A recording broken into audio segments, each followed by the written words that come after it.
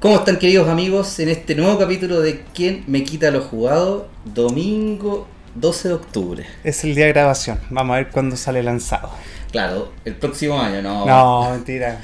Esta semana. Esta semana, porque vamos a hablar de una película que está dando tanto que hablar y por eso nos apuramos un poco. De hecho, aquí usted se viene bajando casi del avión. Y me voy a subir a otro muy pronto. O sea, muy pronto. Son las 6 de la tarde, pero usted estaba con 2 horas de diferencia. Eran las 6 de la mañana en aquel instante. O sea, todo eso está... El lunes, el día siguiente. Imagínate. Adelantado en el tiempo. Y por eso vamos a hablar de una película que es One Battle After Another. Sí. Me bajé del avión, me dormí una siesta y partí a verla. ¡Wow! ¿Habrá valido la pena el esfuerzo? Pronto lo sabrán. Pronto lo sabrán. Se los mencionamos de inmediato porque en este capítulo vamos a tener, como ustedes saben, una primera sección donde vamos a conversar sobre juegos de mesa. Van a aflorar alguno que otro tema espontáneamente, que es lo que nos gusta que suceda. Y después, en la segunda mitad, vamos a hablar de cine, pero inmediatamente les comentamos, porque pueden haber algunos que en la mitad de estos capítulos dicen, no, con los juegos de mesa me basta. Bueno, hay esta película que es One Battle After Another, que está dando mucho que hablar, y al menos yo les recomendaría, aunque la recomendación viene muy de cerca, que vean todo el capítulo porque vamos a dejar para el final. Yo todavía no sé si a Diego le gustó la película, así que lo voy a descubrir junto a ustedes. Yo tampoco estoy tan seguro, no, te imaginas. Voy a descubrirlo a través de la conversación. Así que muchas gracias por acompañarnos y vamos a lo nuestro. ¿Qué te parece? Vamos a lo nuestro, de una. Pero esta locomotora de conversación que va avanzando cada vez más a mayor velocidad, me gustaría detenerla antes que todo en una primera parada. ¿Ya? La primera parada es que usted estuvo en la Expo Osaka en Japón, sí, por invitación de ProChile, digamos, llevando los juegos de mesa a la lejana y desconocida Asia. Entonces, antes de que conversemos de juegos de mesa, me gustaría preguntarte ¿qué tal estuvo? ¿Cómo fue esa experiencia llevando los juegos chilenos para allá? Estuvo buena. Mira, para los que no sepan, cada 5 años se hace la Expo World.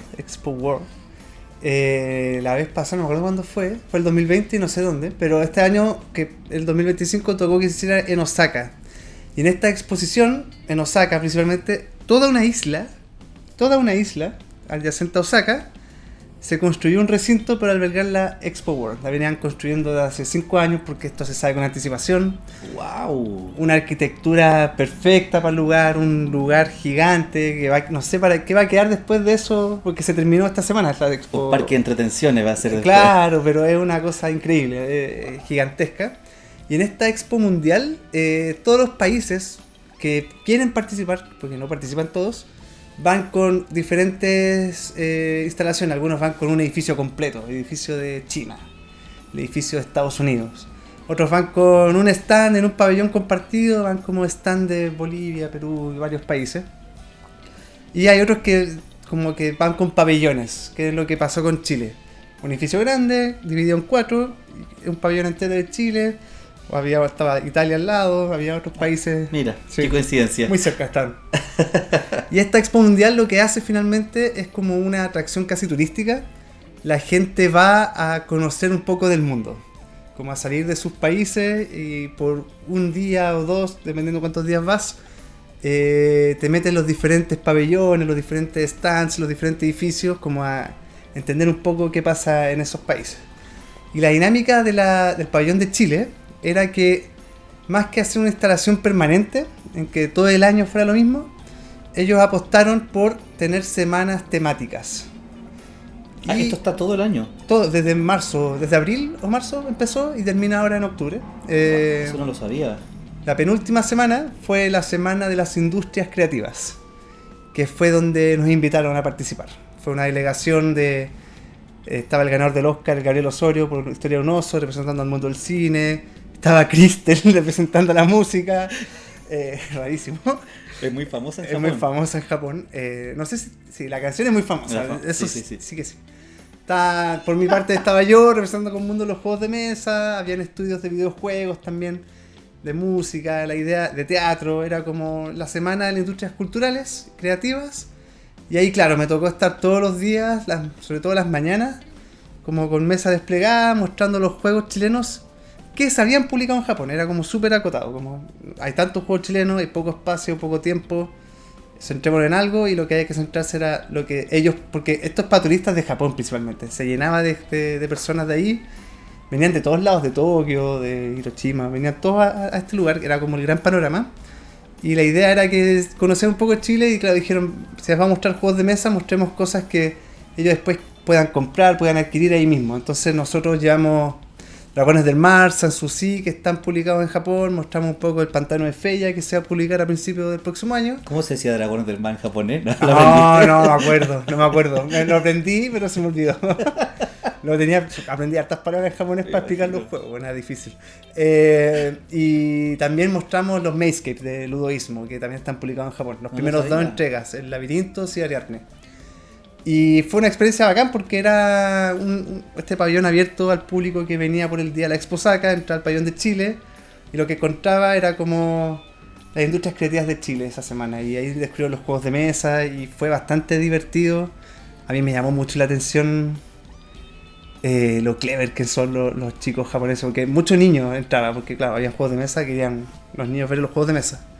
La materialidad les llamaba, digamos. Sí, y las reglas las entendían al inmediato. Un niño de 6 años de repente. Y te criticaban el diseño, así como los testers super clever. Así como que los próximos testers de Fractal van a ser niños japoneses. Claro, pero por ejemplo, llevamos los Mazescape, que son estos puzzles que hay que resolver. Y no sé, llegaba el niño, lo ponía ahí, empezaba a ver, no lo abría, lo dejaba parado, abría, desplegaba, veía todo, veía así, echaba así, lo volvía a poner y lo empezaba a resolver. Niños de 6 años haciendo eso. Y increíble experiencia, mucha gente fascinada con los juegos. También tuve que hacer un taller de juegos de mesa, además de estar presentando los juegos. Había como una charla que me dio un poco miedo, porque llegué a dar la charla y estaba todo lleno, estaba como todos los asientos ocupados, y dije, ¿qué quieren hacer esto? Claro, y además todo esto... Estaba sentado hasta Godzilla. Claro. Muchas personas de tercera edad, muchos niños. Estaba Mario Bros. Claro. Pikachu. Sí, claro. Sí. Ultraman. Estaban todos. Sí, está ahí el Gundam, todas las cuestiones. Y era divertido porque todo esto, tanto las demostraciones como la charla, era a través de un traductor que me traducía del español al japonés. Entonces era aprender a demostrar juegos pensando que era un interlocutor, un traductor, presentando algo, pensando que era un traductor bien pausado, esperando pausa, saber en qué momento terminaba para volver a continuar. Es un arte, digamos. Fue toda una experiencia nueva y fue bacán. Ahora, el recibimiento de los juegos, increíble. Todo el mundo al tiro preguntando dónde se compra, cómo se lo puede llevar. Les llama mucho la atención. Además, claro, como que los pabellones en la Expo Osaka eran más orientados a otras cosas, no eran tanto como algo como ir a jugar un juego de mesa, un juego de video de un país, sino que era otro tipo de experiencia. Entonces esto igual era más o menos distinto, y creo que eso llamó harto la atención y fue bacán. El recibimiento fue hermoso. Bonita experiencia. Y sí. También ver un producto, imagino, nacional, y tú representante como un embajador claro, de una industria en la cual tú estás inmerso, y ver cómo se relacionan con ese producto alguien que viene de Japón, digamos. O sea, porque quizás tú estás más acostumbrado a ver lo que sucede acá en Chile, sí, claro, y ir a otras partes. Bueno, ahora van a ir a Essen, qué sé yo. Debe ser muy gratificante y te debe alentar quizás a decir, oye, esto la gente lo recibe bien, lo estamos haciendo bien, estamos posicionando como una industria creativa importante a Chile en los juegos de mesa. En el fondo pienso que es un hito también que tú hayas ido para allá, y refleja todo lo que ha ido creciendo los últimos 10 años, supongo, sí, la industria de los juegos de mesa en Chile. Y que los pongan al nivel de la industria cinematográfica, la industria musical. Es bonito ver que te empiezan a reconocer el mundo de los juegos de mesa como una industria creativa, exportadora, es entretenido. Como, no sé si tuviste The Big Bang Theory, donde hay uno de los lemas de The Nerd is the New Sexy, como sí, que, y yo creo claro, que hay algo de eso, ¿no? Que sí, cuando uno pone en el lugar un tipo de pasatiempo o afición, lo que sea, y le da, lo pone en ese pedestal, o le da el interés para que la gente lo vea, se relacione con eso, lo conozca, le hace bien, porque desmitifica quizás que un tipo de pasatiempo está orientado a un target en concreto, y lo abre, lo horizontaliza. Entonces yo creo que de todas maneras suma mucho que hayan estado allá, lo hayan puesto a la par con otras industrias creativas, y es una buena, digamos, un buen momento para la industria de los juegos de mesa chilena, pensando más en lo que van a hacer después. De todas maneras, además, no sé, aparte de compartir con la misma delegación de Chile, este público que entraba al pabellón y a jugar juegos de mesa no era un público que jugara juegos de mesa. De hecho, había mucho interés también de conocer los juegos que se hacían en Japón, porque yo les hablaba, bueno, acá en Japón también tienen muy buenos juegos, tienen que aprovecharlos. Entonces, eran hartas conversaciones bien interesantes ahí con la gente que llegaba, y que de alguna manera nuestros juegos fueran esa puertita de entrada para aquellos que quisieran conocer más, fue suficiente. Muy interesante. Gracias por compartirlo. No, nosotros no nos habíamos visto desde antes que te fuera a Japón. Sí, es casi 3 semanas, ¿no? Hace 3 semanas. Sí. 3 semanas que el insomnio no me permitía dormir tranquilo, esperando su anhelado regreso para estar frente a las cámaras. Aquí estamos Sí. para conversar. Quiero mencionar algo antes de que pasemos a los juegos específicamente, porque me quedo dando vuelta. Yo te conté que estuve ayer en la celebración de los 7 años de Gato Arcano. Entonces quiero mencionarte algo, un tema que pensé sobre esto. Bueno, felicitar a los chiquillos que estuvieron de aniversario 7 años. Muy impresionante. Yo conocí su tienda años atrás en Illapel y he visto el esfuerzo. Son amigos personales míos, Nicolás Flavia, a los cuales les mando cariñoso saludo, porque yo veo, me comentan mucho todos los esfuerzos que han tenido que hacer, la perseverancia y lo profesionales que son en el trabajo, y tener esta tienda maravillosa que se expandió, que tiene muchas mesas, catálogo muy ajustado de juegos de mesa. No son auspiciadores ni mucho menos del podcast, pero yo creo que las buenas cosas hay que promocionarlas. Sí. Y lo que yo quiero mencionar a propósito de esta celebración, donde yo fui a enseñar y a jugar 2 juegos, Galactic Cruise y Stupor Mundi. El segundo juego voy a hablar, así que se los anticipo de ese juego. Pensé en el rol que tienen las tiendas de acercar los juegos de mesa a un público diferente. Sí. Es decir, por ejemplo, podemos pensar que hay medios lúdicos, nosotros estamos conversando a través de esta cámara mencionando, pero probablemente llega un target muy específico de gente que consume un podcast. Está la editorial, que también tiene campañas de marketing para acercarlo. Hay eventos también que tienen como objetivo ir a jugar con personas. Por ejemplo, este fin de semana se está desenvolviendo Periscopio, ¿cierto? La impresión que me ha dado, bueno, yo hago las pizzas lúdicas, antes Ñuñoa lúdica, y hay muchos eventos, ¿no? Que se hacen, los grandes eventos Ludifest, se viene uno muy pronto, el Rolla Game. El Rolla Game, el que en paz descanse juego en el parque, ojalá vuelva, es mi favorito. Pero yo igual me he dado cuenta que hay algunos eventos que son para un público un poco más conocedor, que se van repitiendo las caras.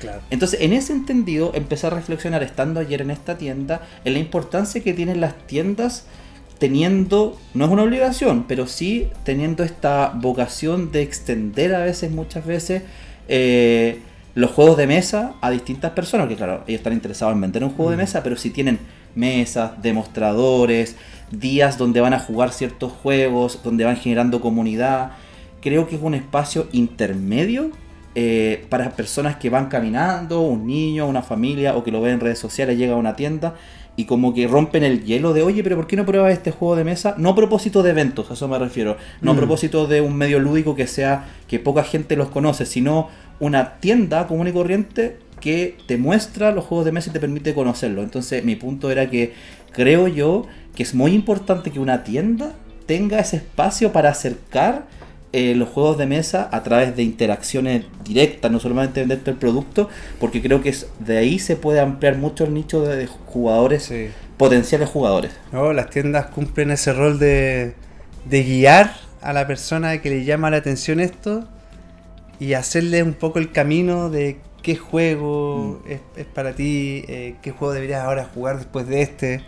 Son los guías que de alguna manera educan a la gente con el tema de los juegos de mesa. En ese sentido, sí, son las tiendas y son las tiendas físicas las que hacen ese trabajo y que de alguna manera nos hace la pega a todos nosotros, a las editoriales, a los medios, porque nos traen gente que se inserta al nicho porque vio esta tienda en el camino, se interesó, se metió a ver y produce estos fenómenos. Es importante el rol porque, por ejemplo, tú puedes ver que en una tienda te pueden ir comentando los dueños de la tienda, que sé yo, oye, estos juegos son los que más pide la gente, estos son los juegos que más llaman la atención para este tipo de público. También son un buen termómetro de lo que el público chileno, por ejemplo, busca, o está esperando. Al mismo tiempo son, como decís tú, guías un poco de oye, ¿cuáles son los juegos siguientes? Se escucha quizá algo afuera porque están unos niños hablando. Un guía de los juegos que pueden ser los pasos siguientes. Entonces ese rol, esa responsabilidad y al mismo tiempo medir qué es lo que se está consumiendo, creo que es súper interesante las tiendas y creo yo que tienen una voz relevante que puede ser tomada en cuenta por las mismas editoriales también, como que puede haber esa retroalimentación, como esa especie de sinergia, de saber también cuáles son las decisiones de compra de las personas y eso también alimentar cuáles son las decisiones de edición de una editorial, digamos. Eso de hecho está empujando a que muchas tiendas empiecen a aventurar en el mundo de la distribución editorial. Cosa ver lo que está haciendo ahora Updown, que empezó a distribuir sus propios juegos. Es verdad. Lo que en su momento estaba haciendo la alianza, esta alianza editoriales que empezaron a importar en conjunto, en Gato Arcano metido ahí también creo.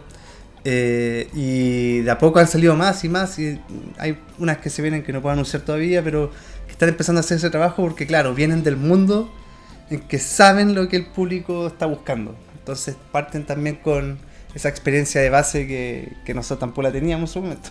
Exactamente.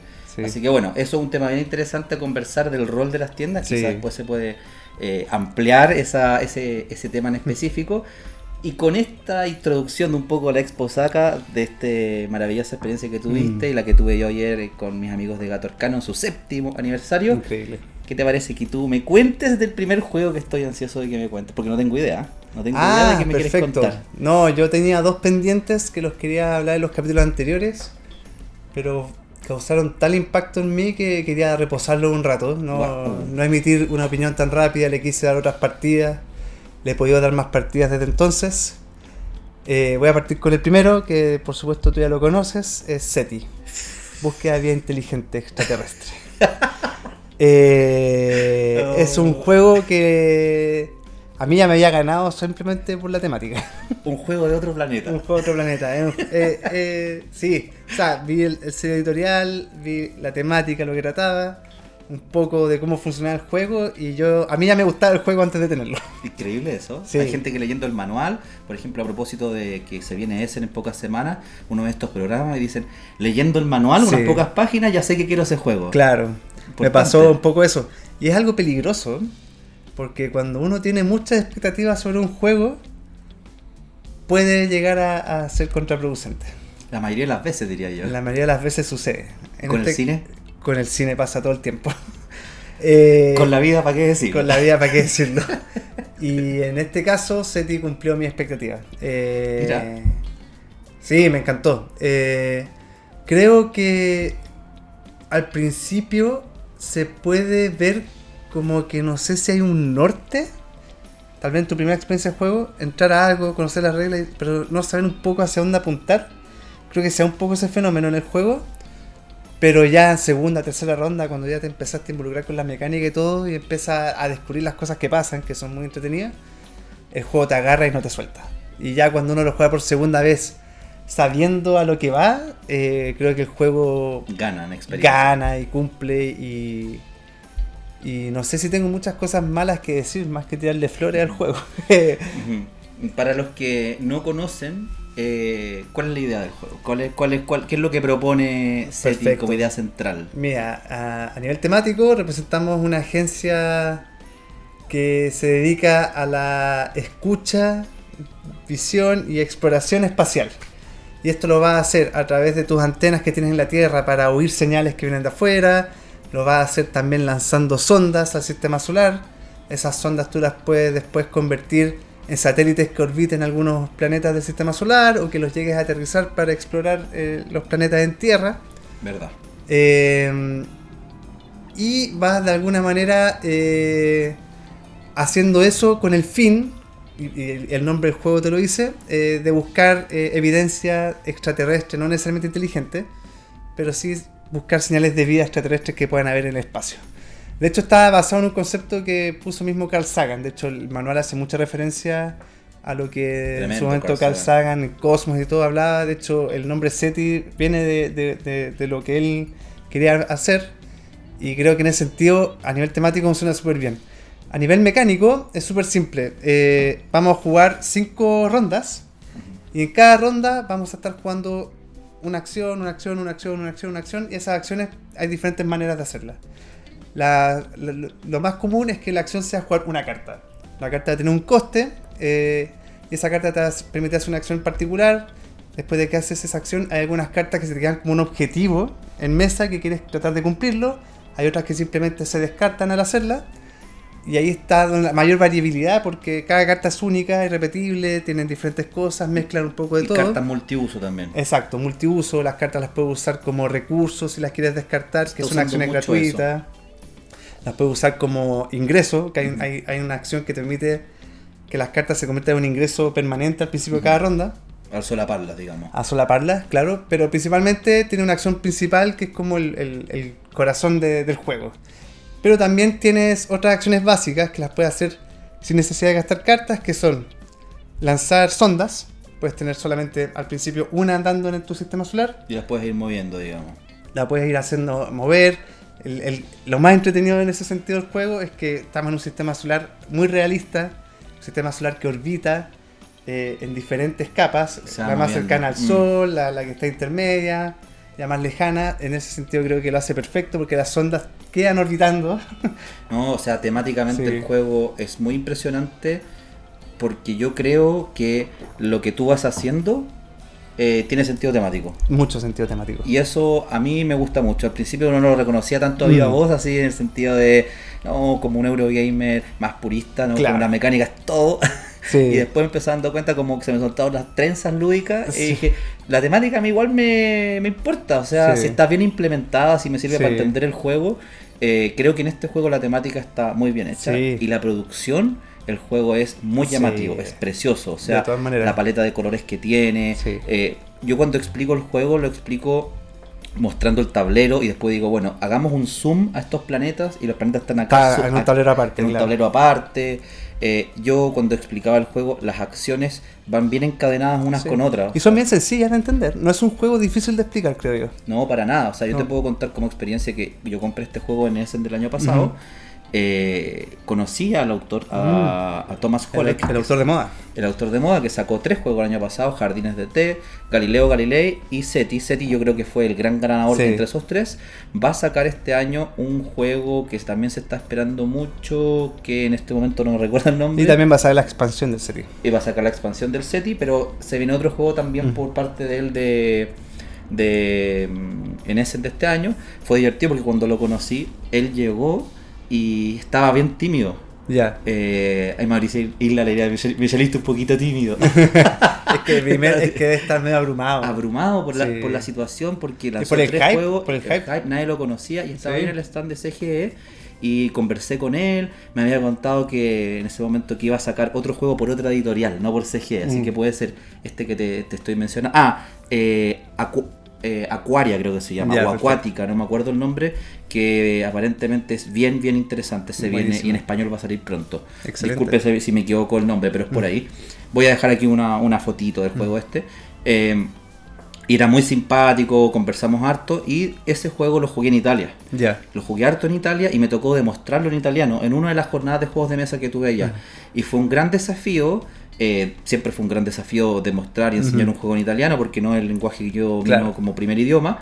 Pero ¿a qué quería llegar con esta experiencia? Que aún así, como el juego tiene una temática que se relaciona muy bien con las acciones, incluso, y esto es lo que quiero destacar de la experiencia, que explicándolo en otro idioma, se me hizo a mí como demostrador más sencillo porque decía, la idea es esto, vamos a hacer esto, después esto, y después fui explicando las acciones y yo notaba como que hacían sentido mi explicación a través de esa temática bien implementada. Sí. No, un punto ahí que sumarle. Creo que a nivel iconográfico, diseño gráfico, está muy bien solucionado el juego. Es muy claro. Es pocas las veces que tienes que sacar el manual para saber lo que hace tal carta o lo que hace tal cosa, porque iconográficamente está súper bien resuelto y... Aquaria, parece que se llama, ¿no? Aquaria. Perfecto.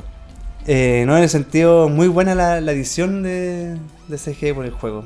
¿Qué es lo que más te gustó del juego? Ya, ok, me faltaron otras acciones. El tema es que, aparte de mandar sondas, las sondas las puedes orbitar, Falta la parte de sorpresa. las puedes aterrizar. ¿Con qué fin? Con el fin de buscar rastros de vida inteligente, y hay como 3 tipos de rastros que puedes escuchar. Vida como microbiana, que la tienes que recoger de la superficie de otros planetas. También hay otra evidencia que son escuchas, que la haces con otra acción que... Claro, tú también tienes tu tablero con tu observatorio, como con tu agencia espacial. Y hay una especie de engine building acá también, porque la acción que todos partimos con las acciones básicas, pero podemos comprar unas losetas de tecnología que van mejorando esas acciones. Eso es muy entretenido. Y hay una acción muy particular, que es una que más me gusta, que es la escucha, como la escucha desde la Tierra con tus satélites. Y ahí es muy importante ver en el tablero en qué posición está la Tierra, porque dependiendo en qué posición está la Tierra, vas a poder escuchar hacia algún lado. Y esa acción la puedes mejorar porque puedes hacer que desde Mercurio también puedas estar escuchando al mismo tiempo. O ampliar ese rango desde la Tierra también. Ampliar ese rango y todas esas... y ahí también hay otro tipo de vida que puedes, o sea, otro tipo de evidencia que puedes encontrar. ¿Verdad? ¿Dónde está la gracia? Porque esto suena como un juego súper sencillo. Es que en algún momento de la partida, entre la segunda, tercera o incluso cuarta ronda, siempre pasa, nunca me ha pasado que no pase, vas a encontrar evidencia de existencia extraterrestre. Y va a ser sorpresa qué vas a encontrar y qué mecánicas nuevas va a agregar al juego. Porque el juego básico viene como con 5 o 6 5 razas alienígenas. 5 razas alienígenas.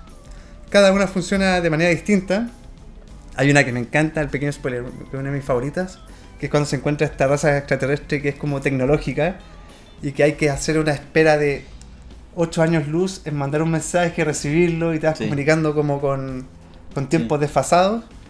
Y hay otras que tienen que ver con, no sé, está el Omanuma, que era este satélite que pasó por la Tierra hace unos 3 años, que también supuestamente tenía algo extraterrestre.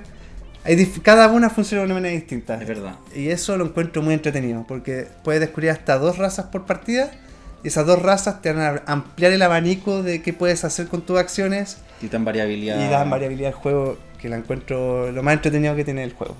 Sí.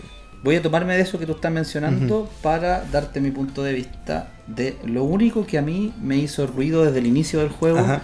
Luego cambió un poco mi punto de vista y después volví al inicial. Ajá, perfecto. Que es precisamente la aparición de esta raza alienígena. Inicialmente me parecía que este factor sorpresa que propone el juego, que uno empieza a familiarizarse con las acciones, empieza a agarrar vuelo, las acciones son directas y sencillas, llega un punto que uno empieza ya a acalorarse en el sentido de agarrar vuelo y empieza a galopar y aparecen estas razas alienígenas. Al inicio valoré mucho el factor sorpresa, o sea, es decir, aquel momento donde uno dice, ok, iba hacia allá y ahora tengo que adaptarme a esta nueva cosa, y lo encontraba narrativamente entretenido y distinto. Sin perjuicio de aquello, a medida que fui jugando más partidas, me empezó a generar como una especie de sensación de que me interrumpían, como una cadencia que yo estaba teniendo en la partida, y a los jugadores también les pasaba un poco eso. Agrego a este tema, es que también creo que depende del tipo de jugador que está jugando el juego. Hay algunos jugadores que son más entusiastas y he visto que han valorado positivamente el hecho de que se interrumpa la partida y que aparezca este factor sorpresa, como que les da una especie de como asombro positivo, versus otros jugadores que les genera como un hastío de, a ver, hay que detenerse, setear un par de cosas, explicar la idea de esta raza alienígena, y como que se enfrían un poco, es como que están en el partido en la cancha y eso es medio tiempo. Entonces, luego yo empecé a valorar como un poco más negativamente este hecho, luego me empecé a entusiasmar de nuevo, entonces fui como cambiando ambivalentemente. Algunas partidas llegué a la decisión de elegir la raza alienígena, para cuando saliesen explicarlas rápidamente para no perder tanto tiempo, pero eso me daba como un factor de ventaja de prepararme. Entonces creo que ese tema no es menor, porque creo que es como la gran crítica. No sé cómo lo has vivido tú jugándolo o con las mesas donde tú has jugado. Yo entiendo que exista esa crítica, pero busco tanto cosas originales en los juegos que esto lo valoré muy positivamente. Buen punto. Porque sí, es verdad, cada uno se está empezando a hacer su motor, su camino, y aparecen estas cosas que te empujan a ir hacia este otro lado que tal vez no está preparando tanto. Y que tal vez otro jugador, por suerte, estaba yéndose hacia ese lado y ahora va a empezar a explotar porque tiene armado su aparato para ir por eso. Pero creo que es la gran cosa nueva que aporta el juego. lo más refrescante como de un euro de este estilo, y en ese sentido lo valoré súper positivamente. Buen comentario. Lo estaba conversando con mi mamá, de hecho, que se dedica a algo de innovación, y me hablaba sobre qué entienden ellos cuando están en un consejo técnico y tienen que votar si es que se aprueba o no un proyecto de innovación. Mira lo que te voy a decir. Y hay distintos aspectos de considerar qué es algo innovativo. Algo innovativo puede ser algo totalmente nuevo o puede ser una mejora. Claro. O sea, a veces cuando hablamos de innovación también significa mejorar el estado del arte, específicamente en algo, hacerlo más eficaz, qué sé yo.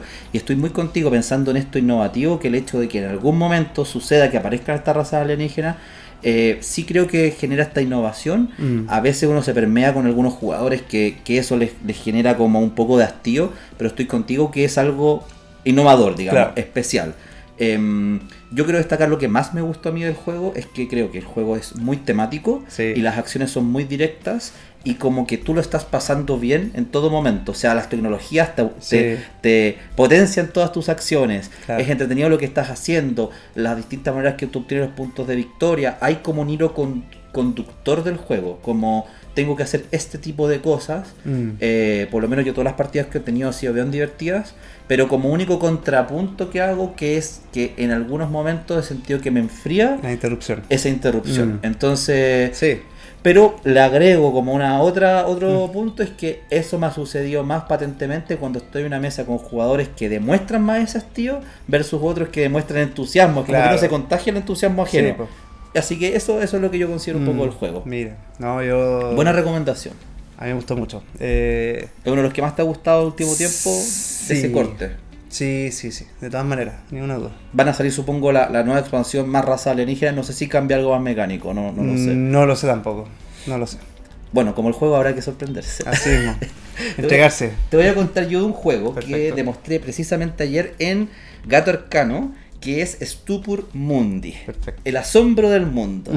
Este es un juego de un autor italiano que se llama Nestore Mangone, el cual tengo la suerte de interactuar con él constantemente a través de grupo de WhatsApp que estoy con mis amigos italianos. Qué maravilla. Muy simpático. Él estuvo en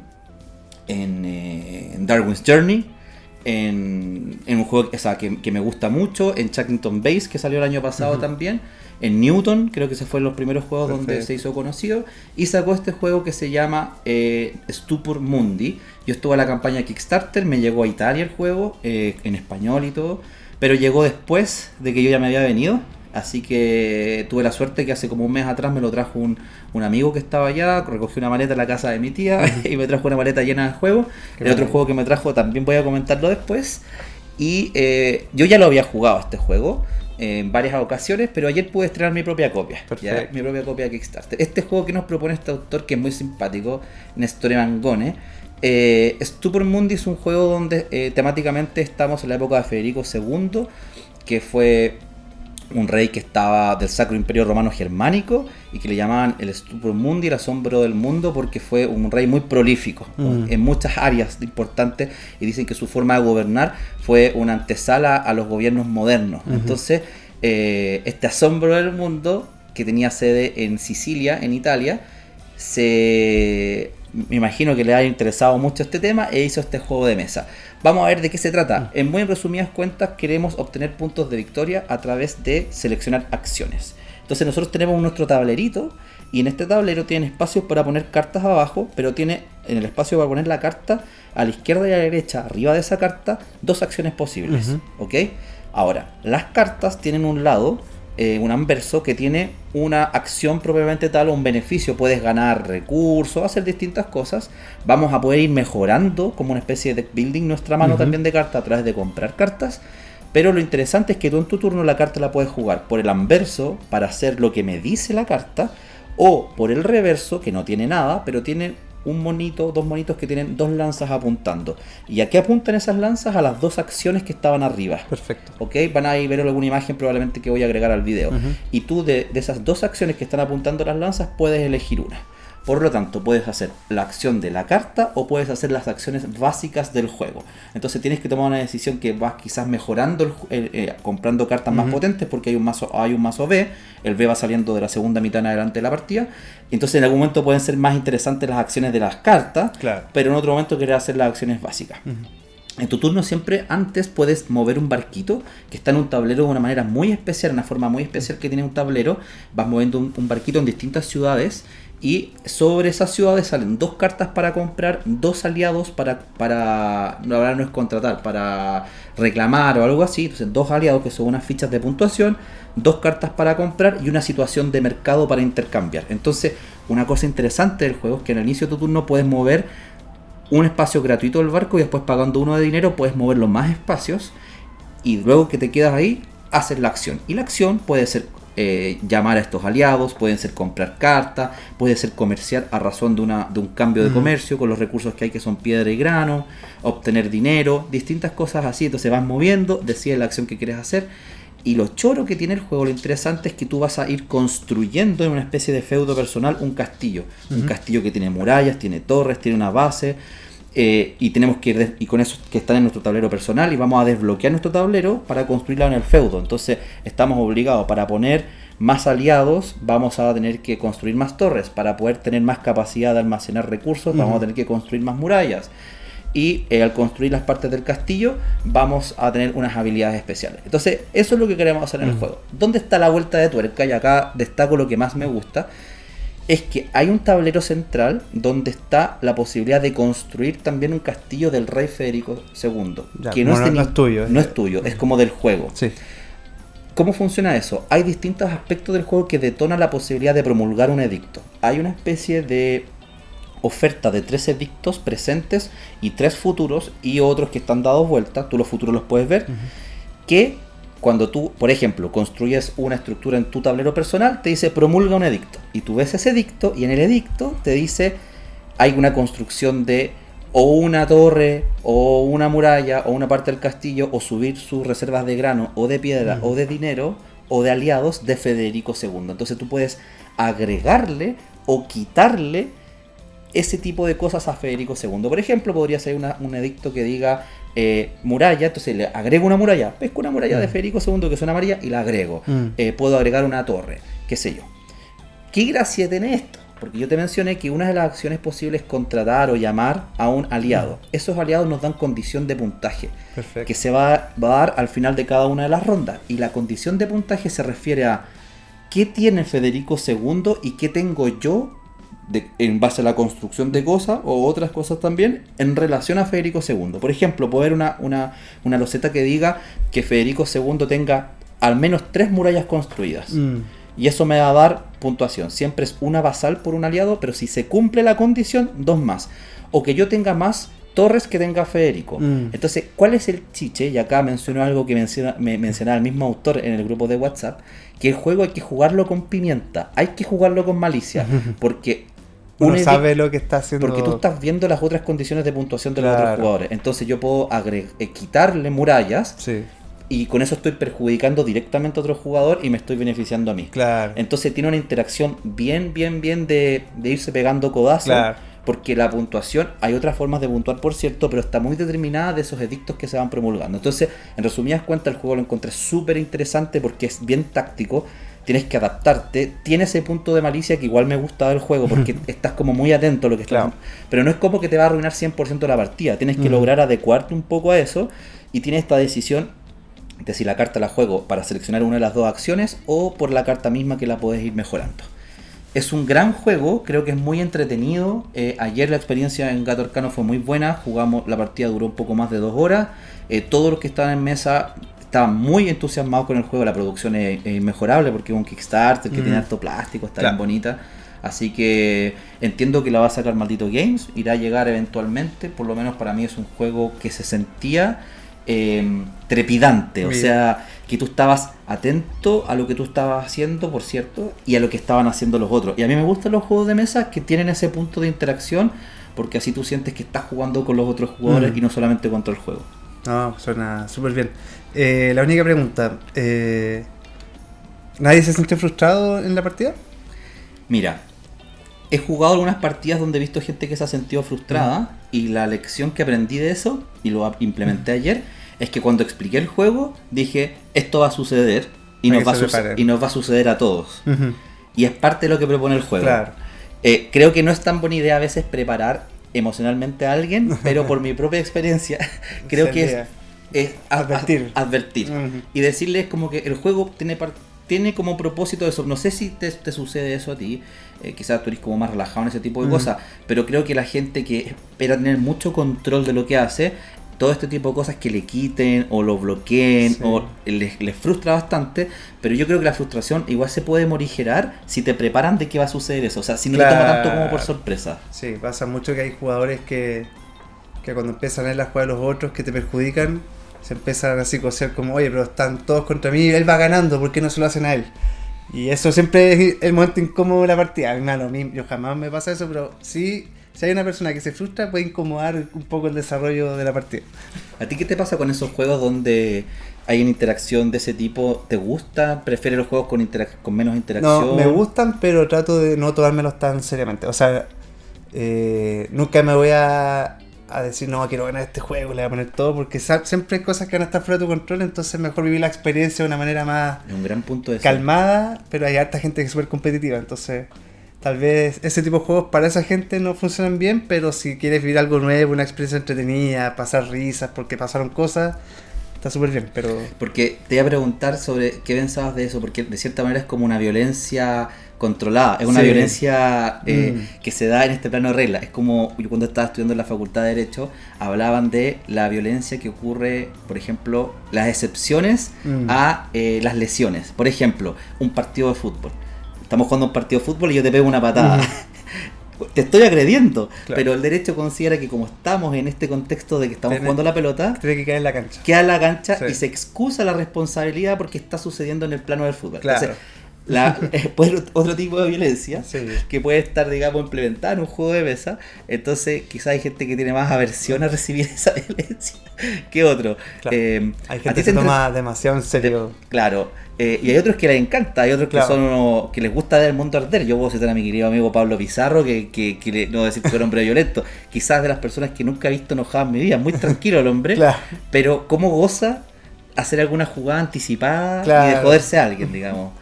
Mira. ¿A ti esos juegos qué te parecen? No, a mí me parecen bien, me lo paso bien. No, yo no soy mucho de picarme, pero sí conozco mucha gente que se puede ser esos juegos que te pueden guardar entre medio y decir, no los hicimos jugar. Exacto. Ha pasado. ¿Y no te da pudor tomar acciones contra alguien específico? No, porque para mí también está claro que el contexto es un contexto de juego. Sí, porque pero hay gente que se cohíbe de hacer eso. ¿O no se te ha pasado que has visto como parejas jugando? Yo prefiero no sentarme en esa mesa.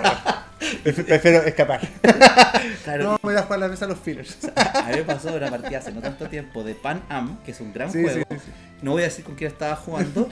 Y llegó un momento de tensión de una pareja, porque era como, pero me estáis bloqueando de nuevo, yo iba a hacer esto antes, ¿por qué siempre contra mí? Y yo era como, oye, el juego es así, o sea, son las reglas del juego. Yo también he tenido que trabajar en esa frustración inicial. O sea, tú decís que cuando sucede eso, mejor cambiamos de juego. Hay que saber con quién jugarlo.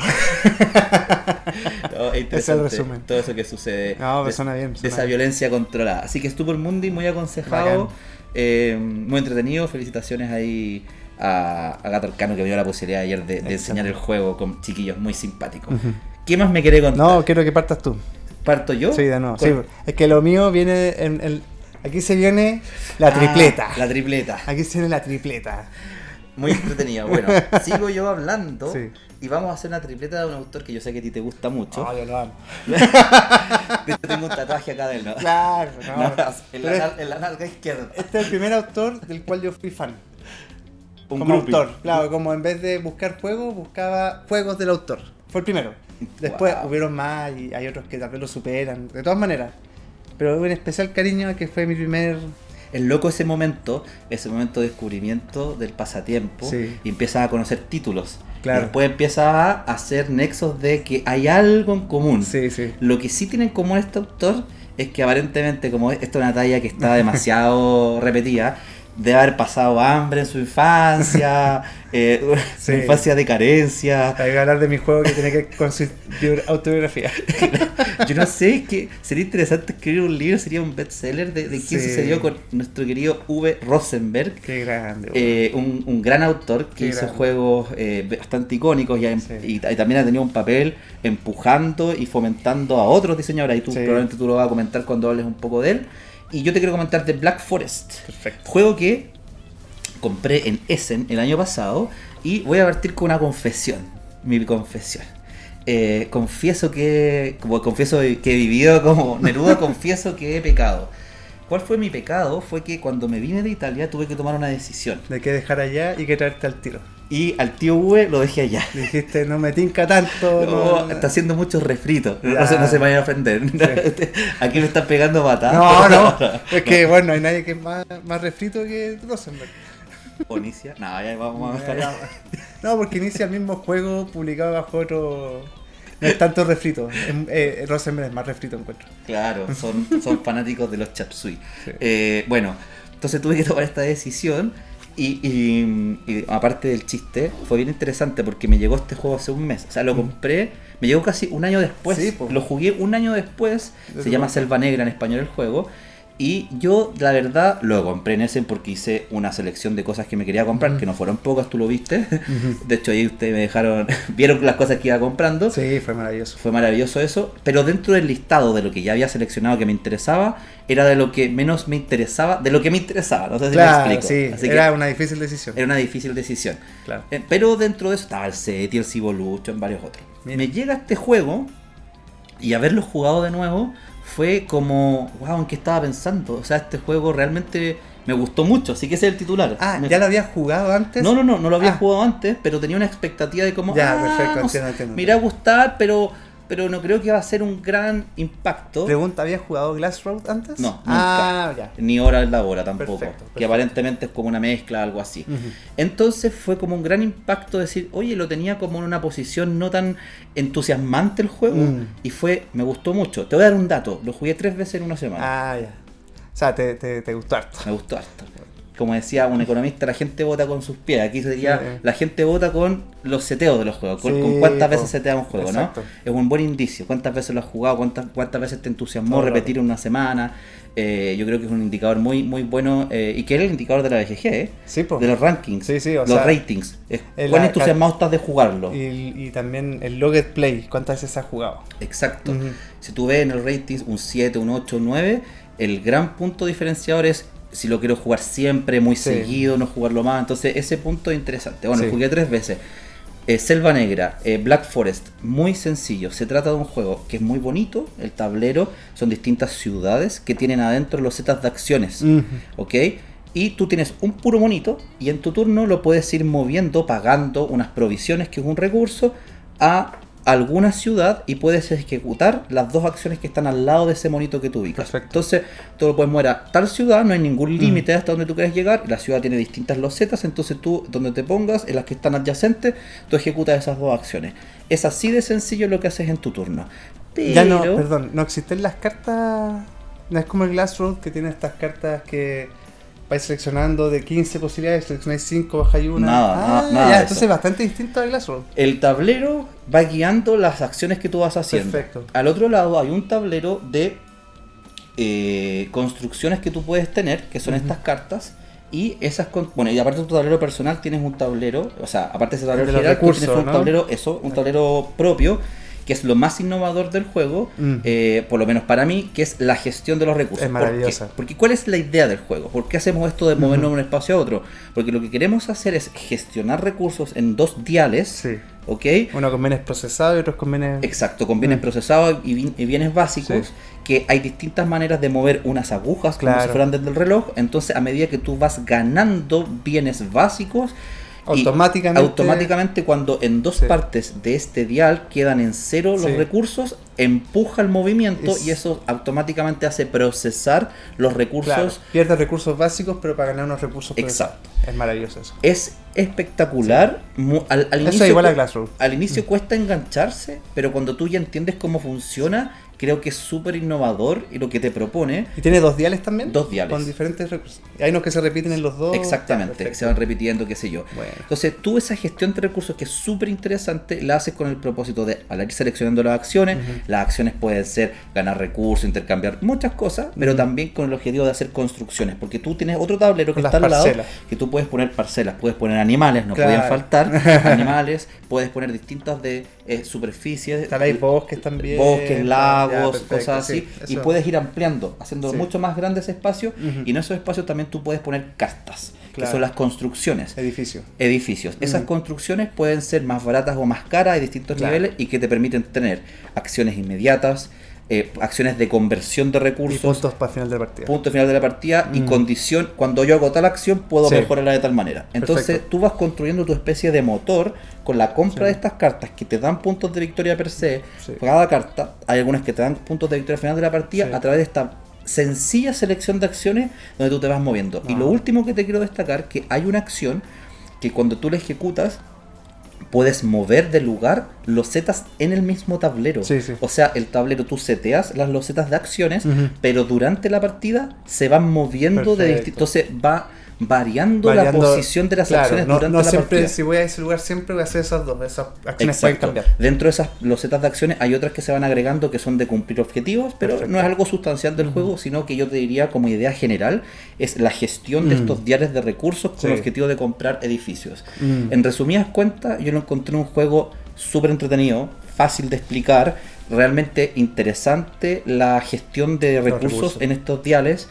Entretenido. Al principio lo de las cartas como que me abrumó un poco, dije, hoy pueden ser muchas cartas, qué sé yo, pero después, porque tú las puedes poner de nivel A o nivel B, te proponen algunas de nivel más difícil, o sea, no más difícil, para darle variabilidad básicamente, pero la verdad es que el sistema de selección de acciones de ir moviendo tu monito, lo encontré súper atractivo. Así Eso que, es lo más, porque yo soy fanático de Glassroad, no he jugado Black Forest y por lo que estoy viendo la gran diferencia está en la selección de acciones.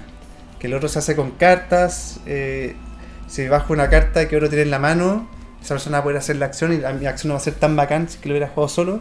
Aquí cambia completamente con este personaje que vas moviendo en este tablero haciendo acciones adyacentes. El resto del juego suena muy parecido a Glassroad y lo que menos me gusta de Glassroad es el tema de las cartas, así que quiero ver cómo hicieron ese cambio con este personaje que vas moviendo en el...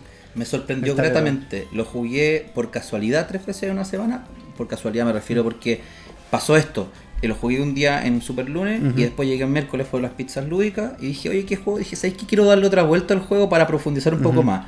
A todos les encantó en la mesa. Y Mira. después llegó el viernes y estaba con unos amigos, entre ellos estaba Diego Benavente y estaba JP. Otro fanático de Rosa. Otro fanático de Rosenberg, Claro. que le encanta Le Abre, qué Sí. sé yo. Mm. Y dije, hoy sabéis que habíamos jugado Concordia antes. ¿Qué Ya. juego jugamos ahora? Y dije, mira, sabéis que estaba jugando harto esta semana, tengo las reglas frescas de este nuevo DV Rosenberg. Los dos se entusiasmaron y a los dos les encantó el juego. ¿Y la duración de la partida cuánto está? Yo creo que menos de 2 horas. Ah, o sea, a 3 jugadores se puede sacar 1 hora y media. el Que juego. Glassroad, la gran gracia que tiene es que es una experiencia que dura como una hora. Yo creo que si tú ya lo sabes jugar, puede salir en 1 hora. Sí, de no, todas maneras. maravilloso. Y ese es un punto muy importante. Sí, muy bueno, muy Así bueno. que- y después estuve buscando y creo que estaba agotado en todas las tiendas, al menos De acá más. Selva Negra. Así que bastante recomendado. Mira, qué buena recomendación. Le doy la posta para que siga con Don V. Sí, yo de Rosenberg soy fanático. Lo dices al tiro, como para que sí, sepan. para que lo sepan. No voy a hacer nada objetivo. Black Forest es un juego que todavía no he jugado simplemente porque dije, es una reimplementación de Glassroad. Glassroad lo tengo, lo juego harto. No sé si me interesa tanto, pero ahora que te escuché, la quiero jugar. Y está ahí lo está Sí, mirando, está ahí. ahí atrás, está. al lado del Vito. No, yo lo que voy a hablar es uno de mis últimos descubrimientos de Rosenberg, que siempre supe que existía, pero nunca me llamó tanto la atención y que no sé qué está pasando conmigo. Se llama Campos de Arle. Campos de Arle. Ok. Que es un juego que originalmente era una caja para solo 2 jugadores, pero que al año siguiente de haber sido editado sacaron como una big box del mismo juego, le agregaron una expansión y que lo permite jugar de 1 a 3, porque el original es de 1 a 2, pero con esta expansión 1 a 3 es un juego que lo venden en hartas tiendas acá, no está tan caro para lo que es, y es Máximo 3. máximo 3. Ya, ahí ya me impresionó. Sí, máximo 3. Lo Con la sincer- expansión. Lo sinceraron. Sí, sí, Porque hay sí. juegos que dicen 4 jugadores y no da mucho.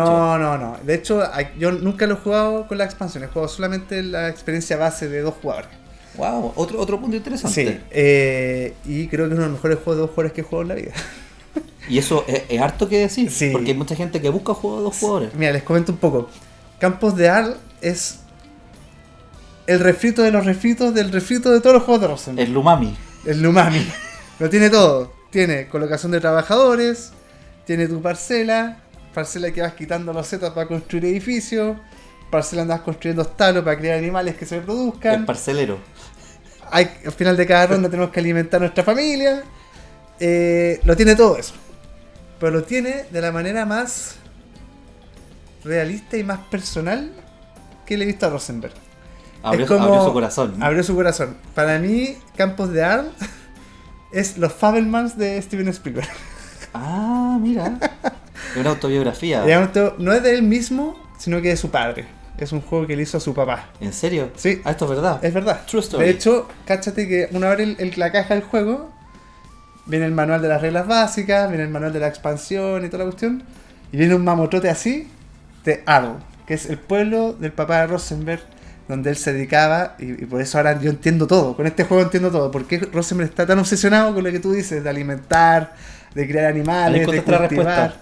En este juego está la respuesta.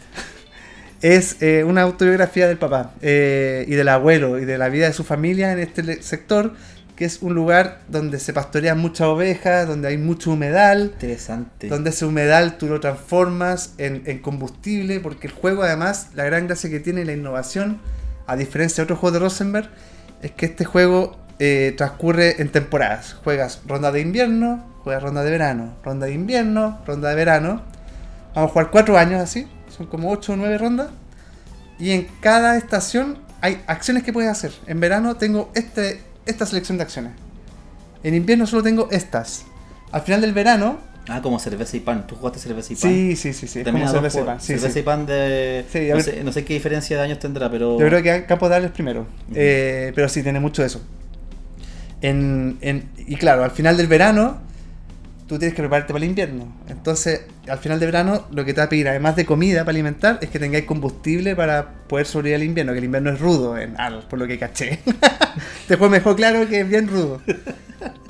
Y también te muestra que al final del invierno, al final de verano, son los cultivos los que florecen. En invierno los cultivos no te van a dar nada.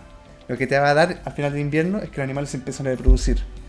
Y al final del invierno no tienes que tener combustible, porque si en el verano. Es súper temático. O sea, te vas preparando para el momento, digamos. Exactamente. O sea, lo que vas haciendo tiene relación con el momento. Así es. Y es tan simple como que cada uno tiene 4 turnos. Juego yo, juegas tú, juego yo, juego tú. Se termina el verano. Procedemos a resolver ese final y pasamos a jugar el invierno. Wow. Suena muy interesante. Es una maravilla.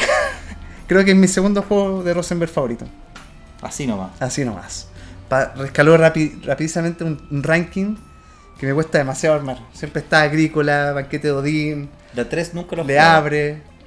Este llegó a quedarse al 2 directamente. ¿Y las partidas cuánto duran, a 2 jugadores? Como 1:40, 1:50. Es amigable en ese sentido. Mira. Y tiene todos los greatest hits. O sea, si tú no quieres tener todo, yo quiero tener todo. Yo quiero tener Agrícola, quiero tener Caverna, quiero tener Banquete de Odín, Le abre. Si tú quieres tener solo uno que te hable de estos códigos, creo que Campos de Arl es el juego para ti. Es el grandes éxitos autobiográfico de Uwe Rosenberg. Creo que quedé fascinado con el juego. Es demasiado...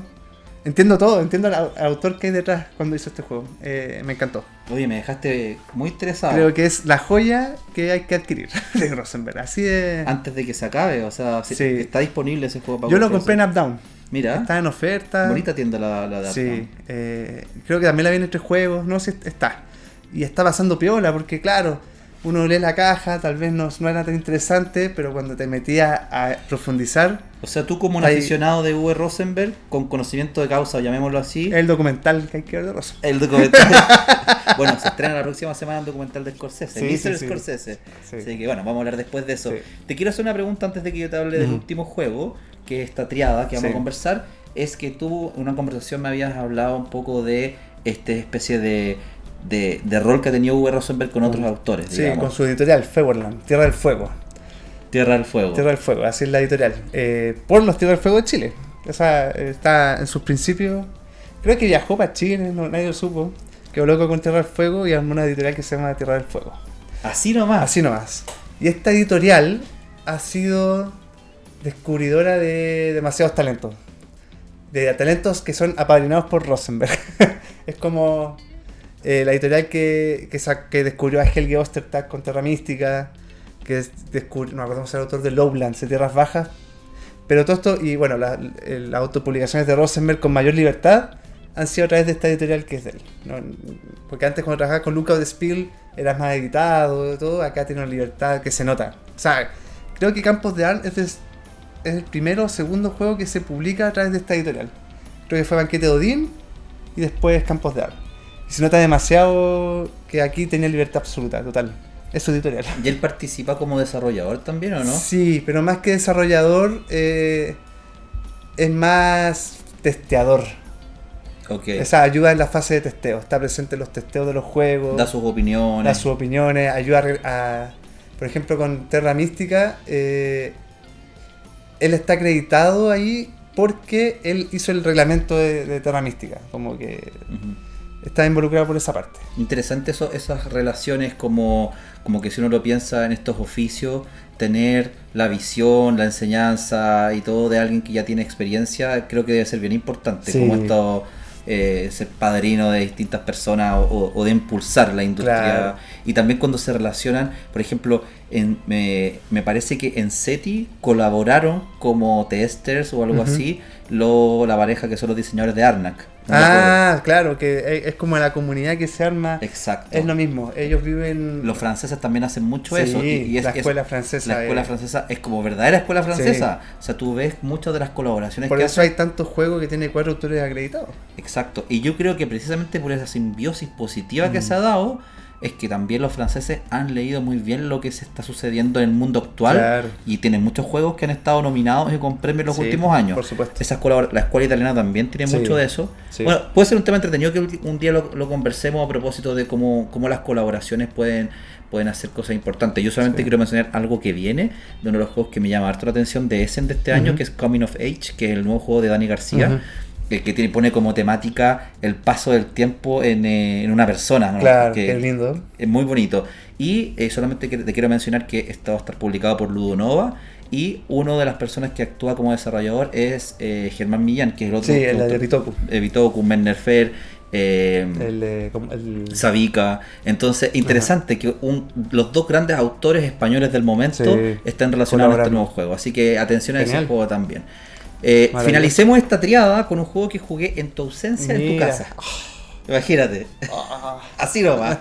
Y que yo lo jugué por primera vez por invitación de la Dani. Espontánea. Me dijo, oye, jugué un juego y me mandó un listado. Yo siempre cuento estas cosas anecdóticas porque le dan un poquito más es más vívida la experiencia. Y me dijo, oye, jugamos los juegos de la casa, ¿quieres sumarte? El José no está. Y ya, y me mandó un listado de juegos que ya podía enseñar con gusto. Se hizo, me entusiasmó mucho. Oye, todos estos juegos, y justo estaba en la lista Caverna. Mira. Y que yo lo tenía como un gran pendiente. Claro. Me da culpa para todos los fanáticos de Rosenberg. Lo tengo usted al lado, así que. No tengo altas cosas que decir de Caverna. Sabrá disculparme, me va a tirar así agua. No. Así, Está todo bien. Está todo bien. Sí, vos me vine a descubrir Campos de Arn ahora, 8 años después de su publicación. No tengo nada que decir. Y fui para allá a jugar Caverna con algo en mi mente de mi experiencia jugando Agrícola, precisamente con mi grupo, lo digo todavía, a grupo actual italiano, que están ahí en Roma, donde jugué Agrícola por primera vez. Mira. Y tuve esa experiencia bastante epifánica sobre la experiencia agrícola, con luces y sombras en mi experiencia. Mira. Y fue interesante el ejercicio comparativo, porque Caverna es del año, acá tengo abierta la... Caverna es del año 2013, 12 años atrás. Y Agrícola será... 2008 de eso, ¿no? ¿Cuánto será Agrícola si esto...? Debe ser 2008. Mira, 2007. Mira. O sea... 6 años antes. 6, 7 años después dijo este señor, vamos a hacer Caverna, porque la comparación seguro que se puede hacer. Bueno, por supuesto. ¿Qué propone Caverna? Es un juego de selección de acción a través de una colocación de un trabajador, donde la gracia que tiene el juego es que las acciones se van a ir desplegando. Van a ir apareciendo. Igual que en Agrícola. Progresivamente. Sí. ¿Qué significa eso? Que hay un tablero que te van a mostrar acciones básicas y van a haber no sé cuántas rondas más serán, como 14 rondas más. O sea, 14 rondas tiene el juego y al inicio de cada ronda vamos a desplegar una carta. Y en esa carta se va a ampliar una nueva acción posible. Claro, vas descubriéndolas de a poco, que es algo bastante interesante. Va a ir descubriéndola a poco. Primero, cuando yo vi eso en Agrícola, dije, wow, qué interesante. Caverna hace lo mismo. Sí. te menciono algo de inmediato, como para hacer Ujú. más enérgica mi comentario. Cuando yo jugué Agrícola no vi las cartas. Ya. Aquí en Caverna le pedí a la Dani, puedo ver más o menos las cartas que vienen, y me explicó Sí, las acciones que van las apareciendo. acciones que van apareciendo. El Y tema creo- ahí es que la sorpresa es en qué momento aparecen, porque te aparecen Exacto. como en un periodo. Exacto, Periodo o sea, 1 van a aparecer estas 5 ujú. cartas, pero no sabemos en el orden. No Pero- sabemos el claro. orden, pero sí quiero mencionar que como experiencia de partida para mí fue mucho mejor el saber el horizonte que me proponía el Claro. juego. Entonces, si Sí. tú no has jugado, me refiero a ti, que Ujú. estás viendo este video, escuchándolo, no jugó ni Caverna ni Agrícola, diría que es una buena idea Sí. saber más o menos lo que va Lo que se suceder, viene. lo que propone el juego. Bueno, van a saliendo progresivamente acciones, pero ¿qué es lo que queremos hacer en el juego? Básicamente es, tenemos unos enanos, y en esos enanos que son los trabajadores, trabajadores. o sea, colocación de trabajadores, que son unas fichas básicamente, Sí, que las un vamos disco. colocando, un disco. Eso podría haber sido más bonito. La Sí. producción podría mejorar. Sí, sí. Bueno, va a mejorar la de Agrícola, usted ya sabe. Oh, yo estoy esperando. Está esperando, Ya, un como poco. un niño en Navidad está Sí. esperando. Y tenemos podemos armar las casitas de estos enanos, ¿cierto? Claro, tiene como 2 sectores tu tablero. Tiene el sector de la caverna como tal, que tienes que ir como abriéndola, explorando, para ir construyendo dentro, y tenéis como todo el sector exterior, que es donde vas a empezar a hacer los cultivos, la crianza de animales. Exacto, entonces Mm. tienes animales que vas poniendo, Sí. puedes ir ampliando esos como corrales, puedes Claro. ponerle establos, Sí. puedes poner construcciones para sacar cosas tipo como con pisos de minerales para sacar estas como metales Como preciosos. cavar más profundo, Cavar como, más los, profundo. como los enanos en el Hobbit. Exactamente, puedes también hacer como construcciones, Sí. y ahí vas viendo, al igual como en Black Forest, así como Sí. que tienes construcciones que vas a ir haciendo. Claro, edificios que te van a permitir tener espacio para más trabajadores, porque al principio tu caverna tiene espacio para 2, y son Sí. tus 2 trabajadores, pero eventualmente puedes construir nuevas habitaciones Para reclutar más trabajadores. para procrear, ¿no? Claro, Digamos las cosas como son.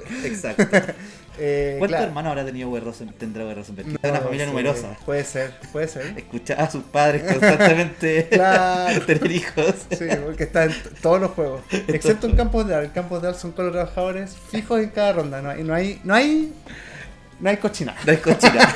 Claro, en este juego también en un momento, como tú dices, hay que preparar hay que construir la pieza Ujú. que viene, como hacen los papás, que Claro. tienen todo preparado 2 años antes de que... Claro, la pieza es como el edificio básico, pero puedes construir otro tipo de edificios que te van a Exacto, mejorar. te van mejorando todo. Sí. Entonces, a ver, eso es lo que propone Caverna, Ujú. ¿ok? Se acaba las 14 acciones nuevas que se van agregando, y vamos a contar puntos por distintas Sí. condiciones. Hasta ahí suena igualito a Agrícola casi, en el sentido de que la gran diferencia es que en vez de construir una casa, es excavar la caverna que es tu casa. Sí. Donde está la gran A novedad. ver si es la que tú estás pensando. Es La que- gran novedad Ujú. está en el nuevo concepto, que son unas acciones que aparecen, que se llaman la aventura. Donde Muy tú tienes buena. que equipar a tu enano, que la gran gracia que tiene acá es que estos discos son discos por una razón, ¿no? Es una razón en particular en que tú les vas como armando y lo vas haciendo cada vez más competitivo. Le vas subiendo como el nivel cuando gastas como ciertas piedras en él, lo puedes ir equipando y lo lanzas a la aventura. Y dependiendo del nivel en el que tengas, vas a poder sacar mejores beneficios y variados. Porque hay acciones que solamente te dan hortaliza, otras que te dan solamente semilla para poder plantarla. Pero en estas aventuras tú puedes saco una semilla, saco un burro, saco tanto, dependiendo en qué nivel está mi enano. Y creo que ahí está Sí. la gran innovación que tiene que haber en la frente agrícola, que le hace un juego más amigable al momento de enfrentar las malditas cosechas, que siempre ha sido un estrés en cualquier juego de Rosenberg, tanto en Le Havre, Agrícola. Siempre que llega el momento de tener que pagar la comida, uno sufre. En Caverna tienes estas aventuras que de alguna manera te facilitan la vida. El intercambio por comida es mucho más amigable que en Agrícola. En Agrícola tenés que construir una cocina para poder cocinar al animal y convertirlo en carne. Acá es mucho más fácil eso, y creo que produce menos frustración. Mira, me encantó que hayas tomado la posta de mencionar lo de los enanos con esteroides, los enanos aventureros que se le van cambiando literalmente poniendo unas fichas arriba. Un número. 1, Sí. 2, 3, creo que hasta ya 15, hasta el Sí, número sí, 15. claro. A medida que por supuesto el número es mejor, va a poder sacar mejores cosas. Van a poder construir incluso Hasta- a veces, como incluso una de las acciones es como construir una habitación. Así. Claro, como evitando tener que hacer esa acción específicamente, y la Claro. puedes a través de esta. Sí.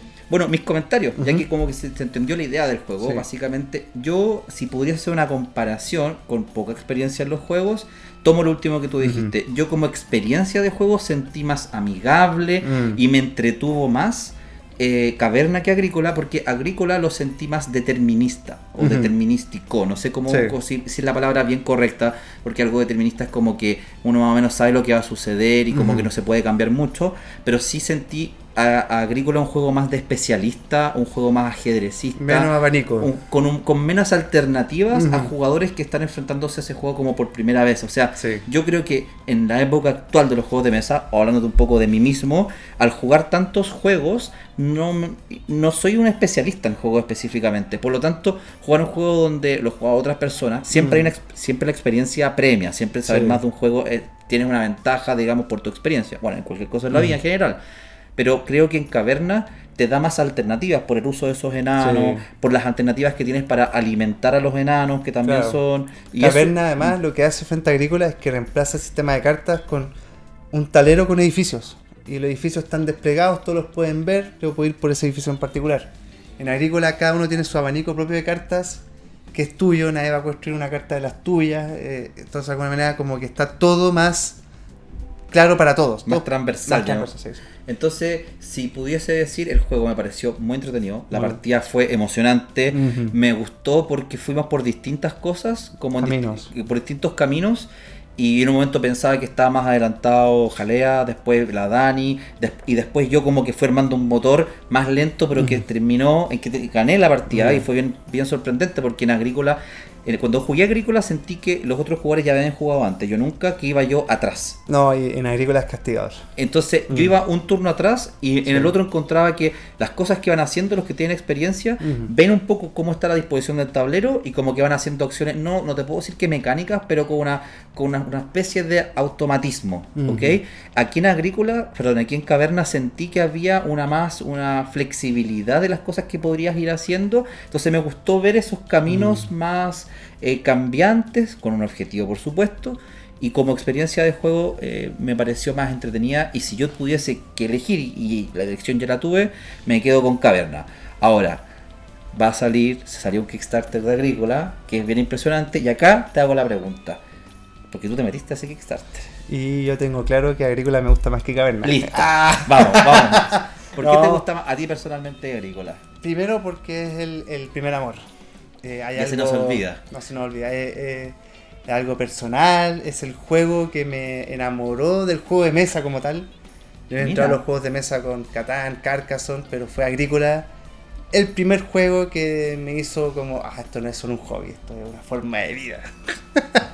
Mira. Y eso jamás se lo voy a quitar a Agrícola. Salió primero, llegó antes, lo jugué antes que Caverna. Segundo, me gusta más el sistema de cartas que el sistema de todas las habitaciones desplegadas al alcance de todos.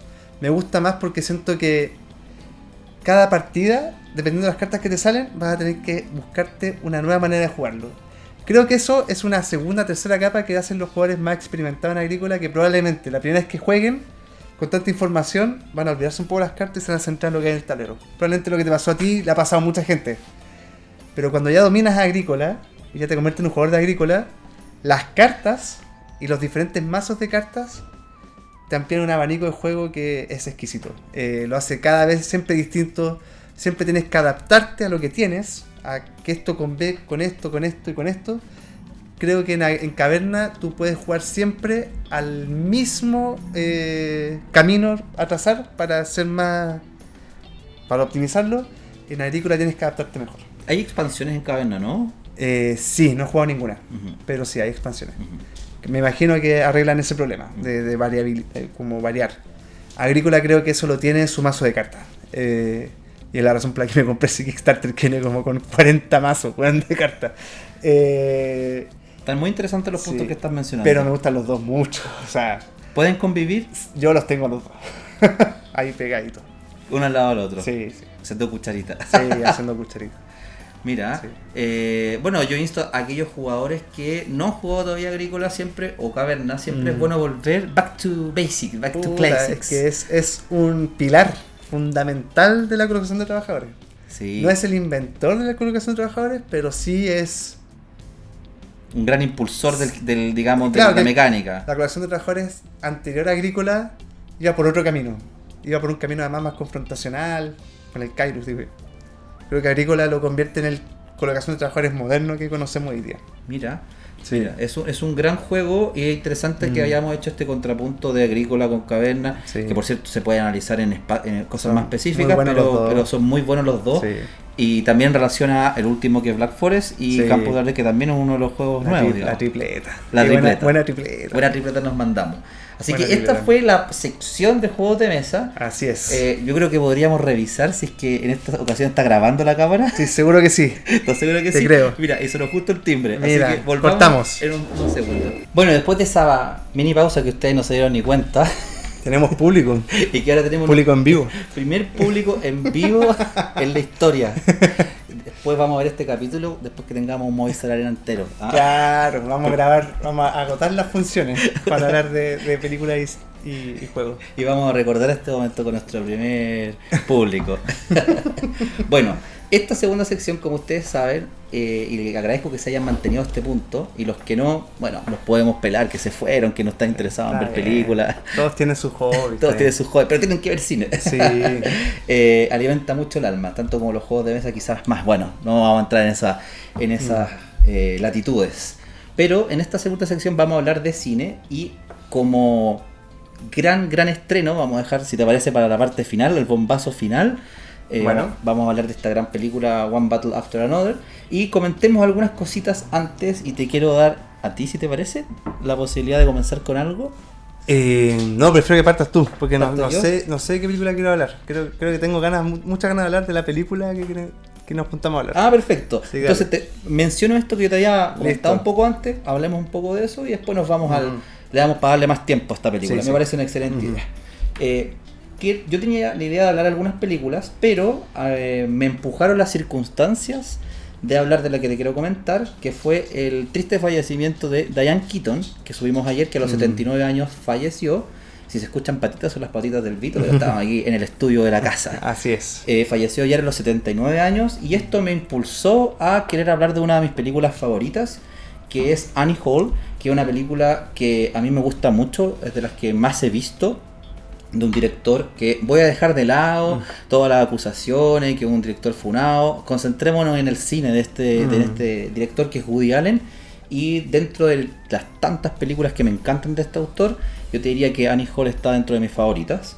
Es una película del año 1977 que acontece como muchas de las películas de Woody Allen en Nueva York, que tiene como esta gran escenario la ciudad de Nueva York. Él es un neoyorquino de Brooklyn, que comenzó haciendo chistes cómicos en un diario, y como muchas de sus películas, él se pone como en el centro, con un personaje neurótico, con crisis existenciales, El mismo personaje que va a repetir. que lo repite mucho, ¿no?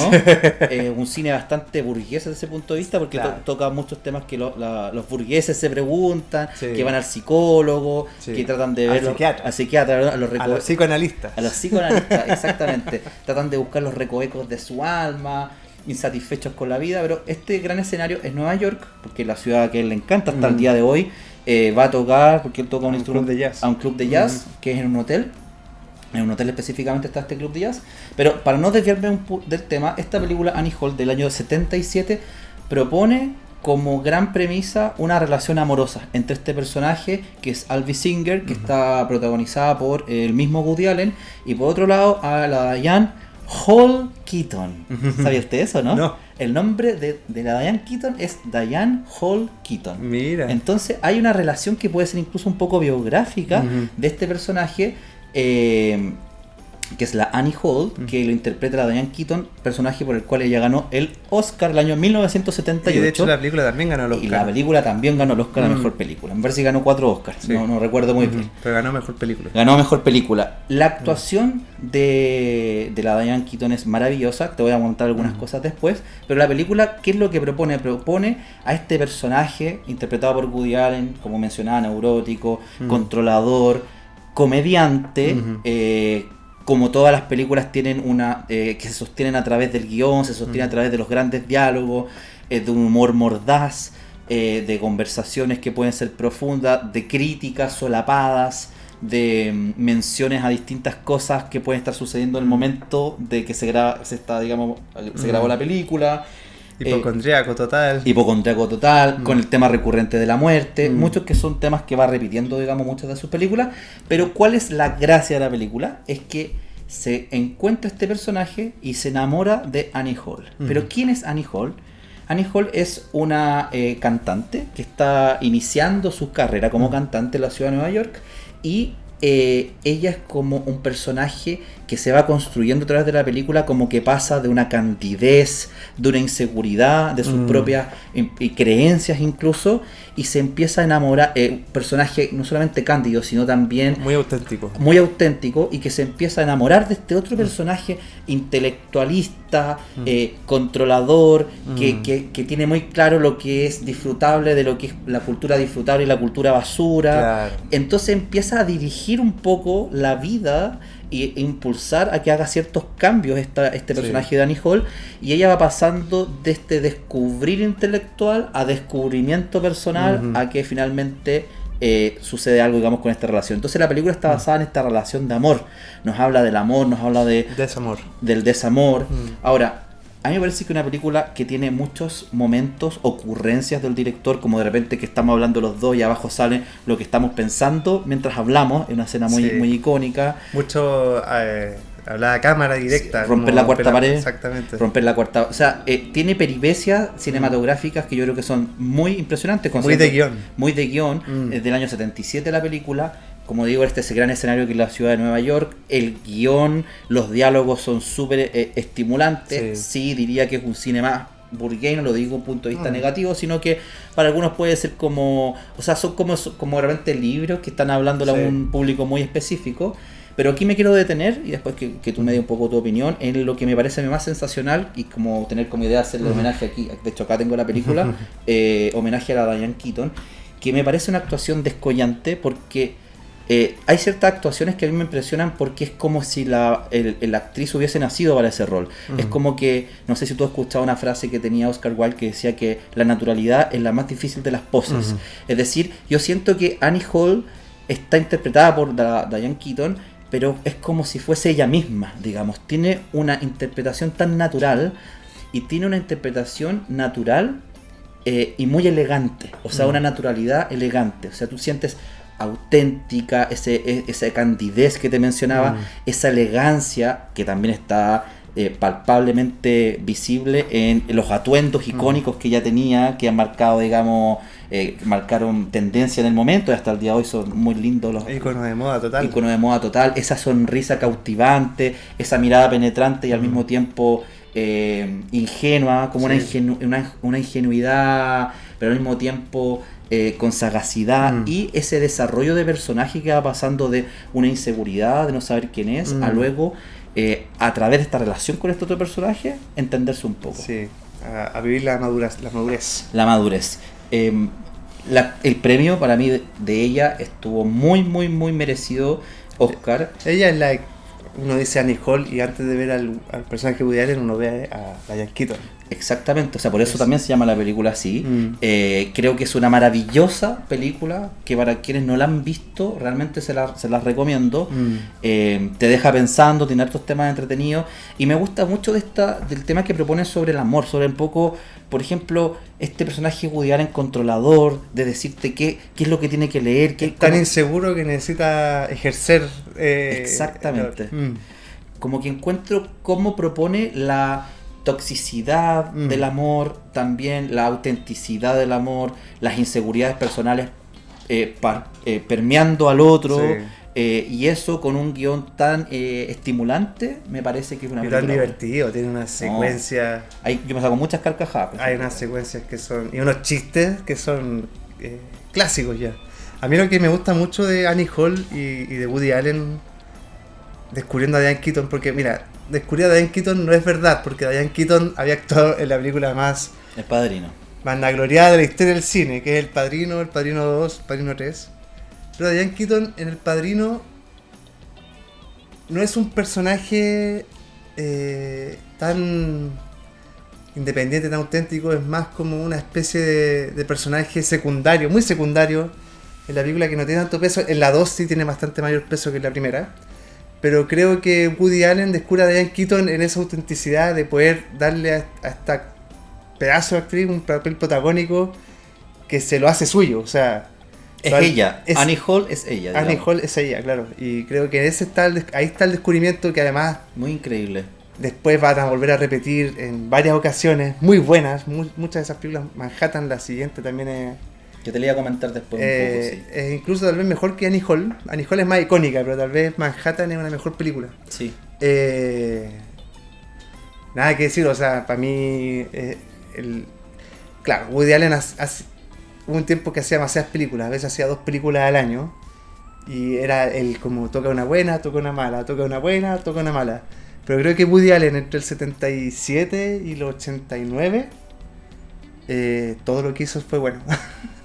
Y en un momento hacía la relación como que a Woody Allen era la reina Ignicia claro, del cine. Se saca sí. muchas cosas, pero entre tantas cosas hay unas que son... Puta, sí, para mí mi favorita es Hannah y sus hermanas, por ejemplo. Una gran película, sí. gran película. No sé si tú sabías, no es importante para nada, pero solamente como comentario que la Diane Keaton entre el 70 y el 71 fue pareja de Woody Allen. Mira, tiene sentido. Y fue 2 veces pareja en 2 momentos distintos con Al Pacino. Y estuvo mucho tiempo, de hecho una década entera que fueron pareja con Al Pacino. Entonces es interesante también como en esta película muy icónica con Woody Allen, y yo siento que en la película, que fue el 77, después, la química, me leíste la mente, la química se siente. Es que se siente que es una película que fue escrita para ella, o sea... Sí. Es ella. Exactamente. Solo te quería mencionar, no contarte tanto de la película, que la otra bien conocida de Woody Allen, que es Manhattan, el personaje que hace la Diane Keaton es totalmente opuesto. Sí, claro. O sea, si antes estamos hablando de alguien que estaba descubriendo su identidad, con opiniones que ella de insegura, que no conocía el mundo, digamos, intelectual, llamémoslo así, y que se va labrando su camino hasta convertirse en una cantante, qué sé yo. Acá es todo lo contrario, o sea, es una persona que ya es más intelectualoide, qué sé yo, y que la oponen con este otro personaje, que es esta jovencita, digamos. Aquí empieza la funa. Acá empieza la funa. Oye, no te puedo negar que viendo Annie Hall, que te voy a confesar que la vi hoy día en la mañana. Ah, mira. La he visto muchas veces, pero a propósito de esto y como una especie de rendirle homenaje, la quise ver de nuevo. Y no te puedo negar que hartos comentarios que hace, uno no puede sino pensar que hay algo ahí. Hay algo ahí, sí. De todas maneras. Como decía Shakespeare, algo huele mal en Dinamarca, digamos, como decía en Hamlet. Pero bueno, interesante que, ¿por qué? Manhattan me parece que se hace el 79, que son 2 años después. O 3, creo. O 2 años después. Entonces hay una diferencia de muy pocos años donde se hace una película donde ella interpreta a alguien que tiene ese arco narrativo y en la siguiente hace lo contrario. Y Woody Allen es el mismo personaje. Y Woody Allen hace exactamente lo mismo. Así que, bueno, hay otra película también, que no te voy a mencionar, que es Alguien tiene que ceder, donde la hace con Jack Nicholson, que yo recuerdo cuando la vi. Kenny Reeves. Es que es muy interesante esa película también. Es divertida, es bonita, icónica. también es icónica. Sí. De hecho, creo que Diane Keaton en algún momento confesó que esa era su película favorita en la que había actuado. ¿No? O vio El Padrino 2, Annie Hall, Manhattan, dijo, alguien tenía que ceder. Sí. Así que no estoy para nada de acuerdo, pero... Claro, pero es buena. Yo recuerdo la encontré entretenida. Ella también actúa muy bien. Sí, me parece que es un bonito homenaje a una gran actriz con una sonrisa memorable, una mirada muy hermosa, unas actuaciones muy naturales, con una elegancia que pocas actuaciones yo creo que le ha dado al cine, muy auténtica, demasiado auténtica. Así que una sentida pérdida, pero nos va a dejar sus grandes actuaciones para la eternidad. Sí. Así que, bueno, con esta especie de conversación de estas 2 películas, ahora sí me gustaría darte, por favor, a ti el honor de contar un poco, que tu memoria es bastante mejor que la mía, y comentemos en estas horas más importantes sobre One Battle After Another. ¿Qué tal? Lo primero que quiero decir, con Diego no nos hemos dicho qué nos pareció la película. Ninguna palabra. Estamos esperando este momento para darnos nuestras primeras impresiones. Primero, para contextualizar, Una batalla tras otra es la nueva película de Paul Thomas Anderson. Que está en el cine, que es un titán. Es uno de los mejores directores de cine de la historia, no solamente lo que está vivo, de la historia. Así nomás. Creo que hace 8 años no hacía una película. Su última película fue El Hilo Fantasma. Llevamos 8 años sin una película. Hizo Licorice Pizza entre medio, perdón. Exacto. Hace cada 4 años una película, aproximadamente. Gran película Licorice Pizza. Gran película. Y claro, con una filmografía de grandes películas con grandes actores. Desde el principio. O sea, la segunda película, que es Boogie Nights, la hizo cuando tenía 27 años. Y ya tiene a Julianne Moore, William H. Macy, Philip Seymour Hoffman, Alfred Molina. No, brutal. Vamos a tener que comentar un poco eso. Vamos a escalar la dirección de actores. Sí. Porque creo que lo primero que estoy muy entusiasmado. Sí, lo primero que hay que decir de Paul Thomas Anderson es que los actores siempre se lucen en una película de Paul Thomas Anderson. Y eso no tiene que ver, o sea, tiene que ver con que los actores son muy talentosos, pero tiene que ver con que hay un tipo detrás de esa cámara que le saca lo mejor. Quizás el director que mejor hace eso en la historia, quizás, o de los mejores. Probablemente, y sobre todo con relatos más corales. Con tantos actores Sí. y actrices distintas, Claro. teniendo sus quizás mejores actuaciones. Y actores que ya per se son muy buenos. O sea, sí, estamos hablando de Daniel Day-Lewis, ¿cachai? Brutal. O sea, Increíble. Philip Seymour Hoffman. No, o sea, una cuestión... Tenemos a los mejores actores del cine trabajando en películas de Paul Thomas Sí. Anderson desde siempre. Bueno, y una batalla tras otra, que es la nueva película de Paul Thomas Anderson, Que está en el cine. que está en el cine. Hay mucha gente que dice que es la más diferente, La más blockbuster. la más aproximable. Yo no sé qué tan cierto sea eso. Creo que se nota demasiado que sí la es más cara seguro. la más cara de seguro. Bueno, solamente con el actor protagónico se gastó un tercio del presupuesto. Y yo he visto a Leonardo DiCaprio dando tantas entrevistas. Yo creo que el segundo de DiCaprio debe ser otra película. Oye, pero si yo fuera DiCaprio, yo lo actuaría gratis a Thomas Anderson. Sí. O sea, que probablemente va a estar nominado al Oscar y probablemente se lo gane, no sé. Pero estamos hablando de una tela tras otra, estrenada ahora, que está hoy día en cines. Grandes resúmenes, es una película que transcurre como en dos tiempos. Hay toda una secuencia inicial que tiene que ver con este grupo revolucionario que habita Estados Unidos, que se llaman la más 75, no me acuerdo cómo se llama el grupo revolucionario, pero que son de los que luchan contra estas fuerzas militares que de alguna manera tienen encerrados en campos de concentración y refugio. De inmigrantes. A inmigrantes, claro. Ellos se dedican a liberarlos, se dedican a hacer su propaganda política a través muy de la guerrilla. Asaltan bancos para recolectar, financiarse, porque también están armados, es un grupo que está armado. Es como un grupo paramilitar. Paramilitar, exacto. Que no es muy común en Estados Unidos verlo, existen, pero siempre han sido invisibilizados y claro, siempre se dice que la izquierda no existe en Estados Unidos, a veces sí existen. Esta película un poco es una historia de esas. Es una película política, una película Sí. que toma una posición. Clarísimamente. Es como por empezar a decirte cosas, digamos. Sí. Pero O sea, y sigue. sobre todo si lo estamos viendo lo que está pasando hoy día, es como... Toma una Se posición. anticipó perfectamente todo lo que está pasando. Sí. Y bueno, esta primera época transcurre en eso, en la época de gloria de este grupo armado revolucionario. Sí. Pasa algo, saltamos 15, 16 16 años y vemos este presente, este grupo armado que ya está más o menos disuelto, cada uno en la suya, pero nunca dejado de perseguir, siempre han sido buscados por esta fuerza militar, por un personaje en particular que está obsesionado con capturarlos, Gran personaje. que es Sean Penn, está hablando que es un excelente actor. Aquí hizo su mejor papel de la historia. O sea, yo no creo que haya una mejor actuación de Sean Penn que en esta película. Yo soy Sam, puede ser, no sé, o en... No, pero O la de... ¿Cómo se llama esta película? De Harvey Milk. No. La de Clint Eastwood. Ah, Río Místico. También hace una gran actuación. Pero yo creo que esta es la mejor. Y es mucho decir. Son palabras... Yo pongo en la mesa esas otras dos. Sí. Esas son O sea que grandes actuaciones. de todas, de DiCaprio también podemos decir otras dos. Pero hace una Benicio actuación muy Toro. descollante. Sí. O sea, creo que se roba la película.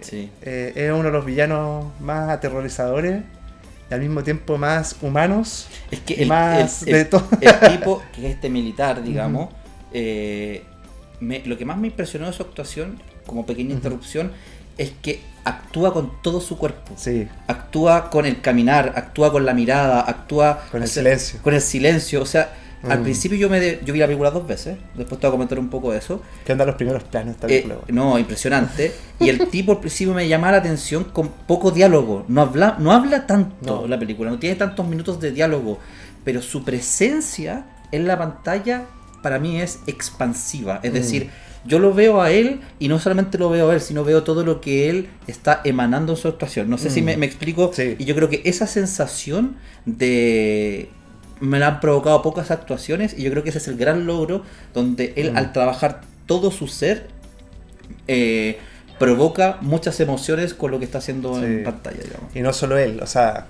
Yo hay varios actores que no conocía, que vine a descubrir gracias a esta película y que creo que son como fuera de serie. O Fuera de sea, serie. esta revolucionaria que te muestran al comienzo, Sí, sí. que la que está embarazada. Bueno, la película está, solamente para tomar un Sí. poco tu posta, en dos momentos. Sí. Uno anterior, inicial de este Sí. grupo de guerrilla. como en su época de esplendor. Y después de 16 años hay una especie de persecución, llamémoslo Exacto. así, Sí, ¿cierto? hay como nuevas pistas de estas personas que ya dejaron de... Exacto. Pasó algo muy grave en ese momento que hizo que este grupo se desvaneciera, pero nunca han dejado de ser perseguidos porque cometieron crímenes. Exacto. Después en esta segunda parte, que no vamos a especificar tanto las cosas que suceden, lo que te propone un poco es una persecución, algo Que no un poco- para. que no para, es como una especie de western, es una película Es un western. es un western, Es un western. es una película de Hitchcock con suspenso, es una película que está sostenida por unas actuaciones descollantes, pero te quiero decir algo para que vayamos pimponeando un poco, que es una cosa que a mí me fascinó de la película, es que la película tú partes y la película se está moviendo. O sea, es una película que constantemente está avanzando, one battle after another. Ujú. No solamente porque hay muchas batallas que ellos fueron como peleando, llamamos así, con esta causa Sí. que tenían, sino que la película tiene inmediatamente un ritmo que tú partes y no te explican y no le importa explicar No. por qué existe este grupo paramilitar, las razones, no se detienen en una cuestión descriptiva de las razones de por qué. De cierta manera eso me gusta a mí como espectador, porque no me subestima como espectador, No. sino como que no me da la papilla en la boca, me dice las conclusiones sobre todas estas cosas, la acción me las va a dar, ¿ok? Entonces, a mí como primer comentario, ahí te quiero preguntar, para que vayamos hablando un poco cosas que nos gustaron, la sensación de vértigo, de movimiento, algunos momentos como con acelerada más grande, Y otras ojo con- que dura 2 horas 40, pero no se no nota. se siente nada. No se nota. Creo que es muy impresionante. No sé qué. Cuéntame cualquier cosa, porque ahora tenemos que hablar de esta maravillosa Sí, película que es impresionante. Es una de las mejores películas de los últimos años. O sea, no hay ninguna duda. Creo que es otra obra maestra de Paul Thomas Anderson. Ahora, tampoco podíamos pedir menos de Paul Thomas Anderson. Me pasa eso, que no me sorprende. Creo que me sorprende el recibimiento, sí. Creo que ha sido mucho más amplio que cualquier otra película de Paul Thomas Anderson. Es más comercial, tiene a DiCaprio de protagonista, ha sido más exitosa por lo mismo. Es más trepidante. Hay otras películas de Paul Thomas Anderson que las pueden considerar más lentas. Como a mí, There Will Be Blood, Petróleo Sangriento, creo que Una maravilla. sí, pero mucha gente la encuentra medio aburrida. Con esta es imposible. Es más oscura. Sí, es muy Ciudadano Kane. Muy Ciudadano Kane. Sí, Sí, yo lo había pensado, sí. No, pero esta es como hecha para todo público, siento yo, pero sin perder nada de autenticidad, de buen gusto, de buena dirección de actores, de un guión perfecto, de una actuación. No vamos a hablar de Benicio del Toro tampoco. Es increíble que esta película está llena de actores que uno ya los ha visto triunfar en otras películas actuando lo increíble, pero es increíble que en una sola película estés viendo las mejores actuaciones de la historia de cada uno de estos personajes que has visto incontables películas de ellos. DiCaprio siempre actúa un poco igual, pero es muy complejo el personaje. Hay gente que critica la película que la encuentra muy estereotipo de personajes, de revolucionarios, del drogadicto, del todo. Pero creo que yo no comparto esa visión. Yo tampoco, para nada. Yo creo que es una película que está sostenida por las actuaciones. O sea, hay una gran historia, ¿ok? Que cruza la Una película. épica. Que es una épica, que cruza la película. Claro. Que también propone un tema que podemos comentarlo, digamos, como un tema de fondo. Pero que esa historia que hace avanzar la película está sostenida y le da densidad todas las actuaciones. O sea, cada personaje tiene como, sin tantas explicaciones, como un leitmotiv, tiene una historia sin explicártela, tiene una razón y tiene como un arco narrativo ese personaje que creo que la hace muy especial porque cada uno se luce, como esta típica frase, como que la película y la actuación no tienen desperdicio. O sea, cada aparición es destacada, cada aparición, cada diálogo es interesante y creo que mezcla como una especie de crítica con una especie de película de suspenso, no sé si suspenso específicamente, pero como de acción. de acción, pero también con momentos de humor, ¿no? Como mucho. O sea, yo me cagué de la risa. Tiene grandes momentos de humor Gran parte de la película. inteligentes, no burdos. Sí, sí. ¿Qué te, digamos, generó el tema de fondo? O sea, o la historia, digamos, este mundo que no existe, pero sí existe, este como olfato del espíritu de la época, tan relacionado a lo que está sucediendo en Estados Unidos, de este grupo de militares que está persiguiendo de cierta manera. Están empoderadísimos. Esta secta, digamos, de estos hombres blancos, supremacistas blancos. Toma una posición Paul Thomas Anderson de cierta manera, de una manera inteligente, diría yo. ¿Qué te pareció, digamos, el tema? Que el tema es más grande de lo que podemos hablar. Es una radiografía un poco la realidad norteamericana que muchas veces no se toca. Creo que hay películas que lo han hecho muy bien últimamente. A mí, por ejemplo, Civil War me encantó también. Creo que te muestra un poco estos dos polos que siempre han existido, que son medio irreconciliables. Aquí, claro, en Civil War nadie te explica qué pasa, simplemente veía el conflicto ya desatado. Pero acá vemos también como estas dos posiciones que son irreconciliables, que han sido irreconciliables desde siempre, desde la época de la guerra civil en Estados Unidos.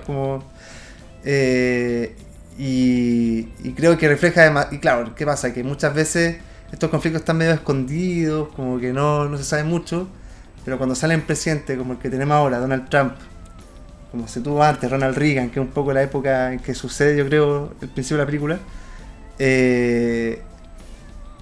estas cosas son cicatrices de este imperio norteamericano tan fuerte, tan poderoso, que son puras grietas que están ahí abiertas y que, claro, te explotan. Te quería agregar que ese es el tema. Pero creo que el director, la propuesta que tiene la película es también no darle, a ver cómo decirlo, ¿un juicio moral? No darle un juicio moral tan específico, como de una forma un poco más solapada, pero cuando se habla de este grupo revolucionario, también creo que toca temas ambivalentes, porque por ejemplo, hablemos del personaje de Perfidia, que es la mamá. Ella es un personaje curioso porque impulsa esta revolución, pero a mí me pareció, la líder. Es la líder, pero me pareció un personaje bien individualista de cierta manera. Ella cuando, en el fondo, para mí ella la revolución no era tanto por lo que estaba empujando, sino que era un tema, una proyección de ella sobre el vacío que ella tenía. Luego ella no tuvo ningún problema de hacer algo que puede ser contrario a estos principios que estaba impulsando como esta gran revolucionaria. Entonces, ¿qué quiero decir con esto? Y hay distintos personajes, ¿no? Que se pueden ver como son parte de esta gran revolución. Es que creo que le dio textura también a la naturaleza de la revolución. Sí. A que no todas las personas se toman de la revolución de la misma manera, como que la humaniza con también el relativismo, con sus grises, con sus matices. Sí, de todas maneras. No puedo decir nada de la película. Es una gran película. Sí, ¿Y qué te parece esa escena que va a ser estudiada probablemente en las escuelas de cine? Muy fordiana, muy de western, fordiana. Sí. Es que eso es otro tema de Paul Thomas Anderson. Cuando hablamos de la originalidad la última vez. ¿Esta película es tan original? Digo que sí. A pesar de que no.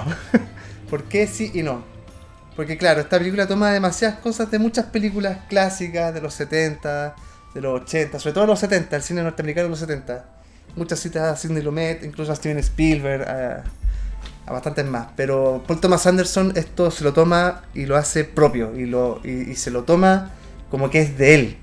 Y se lo toma y te lo pone en pantalla hablándolo con su voz fuerte y claro. No te esconde en ningún momento que es una cita. No te esconde en ningún momento que hay un homenaje a estas películas antiguas. Pero es Paul Thomas Anderson. Es un poco lo que pasa con Tarantino. Uno ve Kill Bill, uno ve Bastardos sin Gloria y uno puede decir, estas películas tienen un refrito de esto, de todo este cine que Tarantino le gustaba, el cine de explotación. Pero veis una película de Tarantino y es de Tarantino. No podéis decir que es simplemente un tipo que copia y plagia y pone... Creo que estos dos directores son muy únicos. Por eso son tan amigos también. Dato curioso. No lo sabía. Sí, muy, muy amigos. De hecho, se comparten los guiones antes de filmarlos. Se hacen retroalimentación antes de ponerse a filmar. Se nota mucho que o sea, por ejemplo, Boogie Nights, tú puedes decir, es una película completamente de Martin Scorsese, Goodfellas del cine de porno, por ejemplo. Sí. Pero es una película de Paul Thomas Anderson y no podéis decir que no es una película de Paul Thomas Anderson. Sí. Y esta película también podéis encontrar referentes de otras películas, de Sidney Lumet, incluso de Scorsese, ¿no? De todos. pero es 100% Paul Thomas Anderson. Absolutamente. Y la gran toma y la gran escena que dices tú, El gran que viaje. tiene que ver con una persecución, que tú más encima la viste en la pantalla más grande posible, que va a quedar en la historia del cine. Seguro. Ese horizonte tal vez ya lo hemos visto. Tal vez existe, tal vez ya está filmado. Pero en el contexto de esta película, en el contexto de ese momento, en la historia que está hablando, no la habíamos visto. Y va a ser un plano, y va a ser una secuencia que no la vamos a olvidar jamás. Y la vamos a reconocer como de Paul Thomas Anderson. Mira. Fuerte la película, o sea... Es interesante ver, ahí tú podéis como dar algún elemento cinematográfico que la utilización de una cámara, digamos, cuando... A ver, no es un traveling mucho menos, es una persecución y que va alternando con otras escenas, pero hay como una especie de viaje, ¿no? Sí. Me acuerdo que una vez leí o me comentaron en un curso de cine a propósito del traveling, que sería como esta cámara que va en el mismo momento acompañando, por ejemplo, en la escena inicial de... ¿cómo se llama esta película de Goodfellas? Que parte entrando a este local. En la soga. En la soga. Todos estos viajes que tienen secuencia son un viaje moral o un viaje que tiene un propósito, alguna historia que me quiere contar. ¿A qué voy con esto? Que la utilización, donde estoy centrando la cámara puede ser también como un actor, como un partícipe en esta historia que estoy contando. Y yo siento, porque hago esta referencia de que es un viaje moral o es algo que me están contando en esta historia, es que yo creo que utiliza la cámara, de cierta manera, las decisiones que toma de cómo subir, cómo moverla, cómo enfocar, por ejemplo, la mirada cuando está mirando en el espejo retrovisor. Me recordó a Psicosis de Hitchcock, cuando está urgida, entonces va mirando, enfoca los ojos, después la cámara sube, se ve el horizonte, baja el horizonte. Toda esa secuencia, que esté cortada, pero llamémosle una gran secuencia, creo que como está tomada me está dando información también en esa utilización de la cámara, y por eso yo la encuentro tan única, porque no solamente estéticamente es muy hipnotizante, esa es la palabra, sino que también creo que toma protagonismo la cámara. No sé si me explico. Y eso lo encuentro hermoso, y pocas escenas me han provocado eso que me provocó esta escena particular de esta película. Estamos en presencia de una obra magna, man. Yo también creo. A mí me gustó mucho El Brutalista, me gustó mucho Anora, me gustó mucho Sinners, varias películas últimas que la he encontrado muy buenas, pero estamos hablando de otra película que está a otro nivel, está en otra estratosfera. Cuando tú saliste de la película, ¿qué fue lo que más te golpeó? O sea, lo que más tú sentiste como la primera bofetada así como un sadomasoquista, así como que te pegó una bofetada, oye, te pegó una bofetada por Thomas Anderson y te gustó. ¿Qué fue qué tenía esa bofetada que tanto te llamó la atención y te hizo recordarla como inicialmente? Que dijiste, esta película me gustó mucho por esto. No lo sé. Es como el todo, puede ser, como lo que te provocó como experiencia audiovisual, ¿no? Sí. Es que la fotografía es perfecta. Claro. Los momentos de cámara son perfectos. Las actuaciones son increíbles. La música, la banda sonora, como los personajes, espectacular. Bueno, están demasiado bien escritos todos. Sí, bueno, el Benicio del Toro, que hace un papel tan chico, que le dicen el sensei. Espectacular, o sea, no sé. Yo también creo que es una de las grandes películas. Creo que la gente que no la ha visto, yo recomiendo mucho que la vaya a ver. Al cine. Vaya a verla al cine, el cine como experiencia, como peregrinación, siempre es importante. Yo la vi en dos oportunidades. La primera la vi en la sala Dolby Atmos, que está en el Parque Arauco. Para quienes no sepan, la tecnología Dolby Atmos es una tecnología de audio, de sonido inmersivo. Es decir, hay parlantes que están ubicados en distintas zonas de la sala de cine. En el techo. En el techo, de estos lados. Entonces, como que tú tienes una especie de... No es un simple 7.1. Es mucho más que eso. Es como la nueva tecnología de sonido. De hecho, hay muchos artistas, músicos, donde están grabando en Dolby Atmos. Y están remasterizando mucho en Dolby Atmos. Exactamente.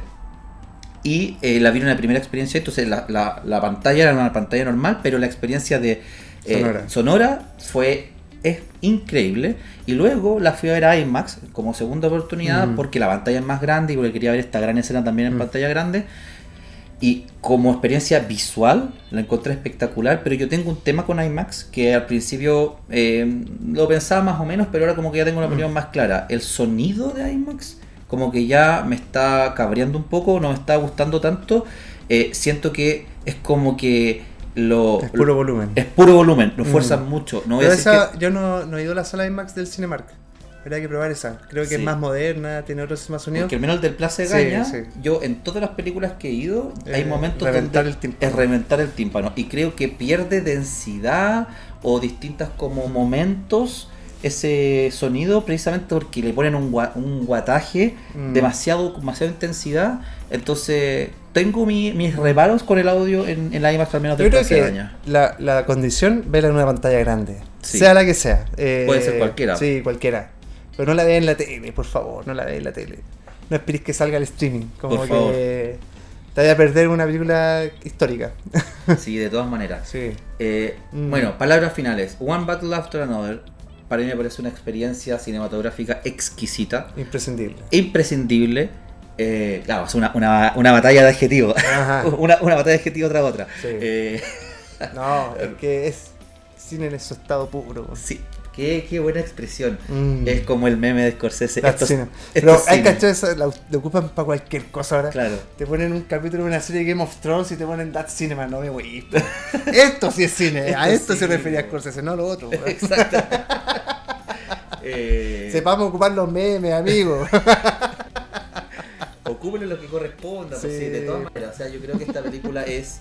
Las actuaciones todas son buenísimas. La actuación de DiCaprio, Buenísima. buenísima la actuación de DiCaprio. Y sabéis que Natural.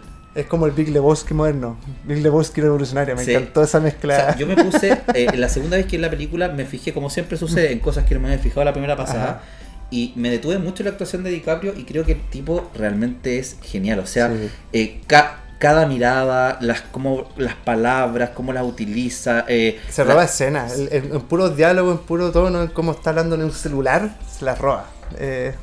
A él le preguntaron cómo se había sentido con este humor que tiene su Ujú. personaje. Decía que más que humor de lo que él decía, era un humor situacional. Es Es decir, que el estrés es como- lo que sucede es chistoso. en una digamos. situación de absoluto estrés. Pero está tan bien Sí. construida que no te resulta burdo.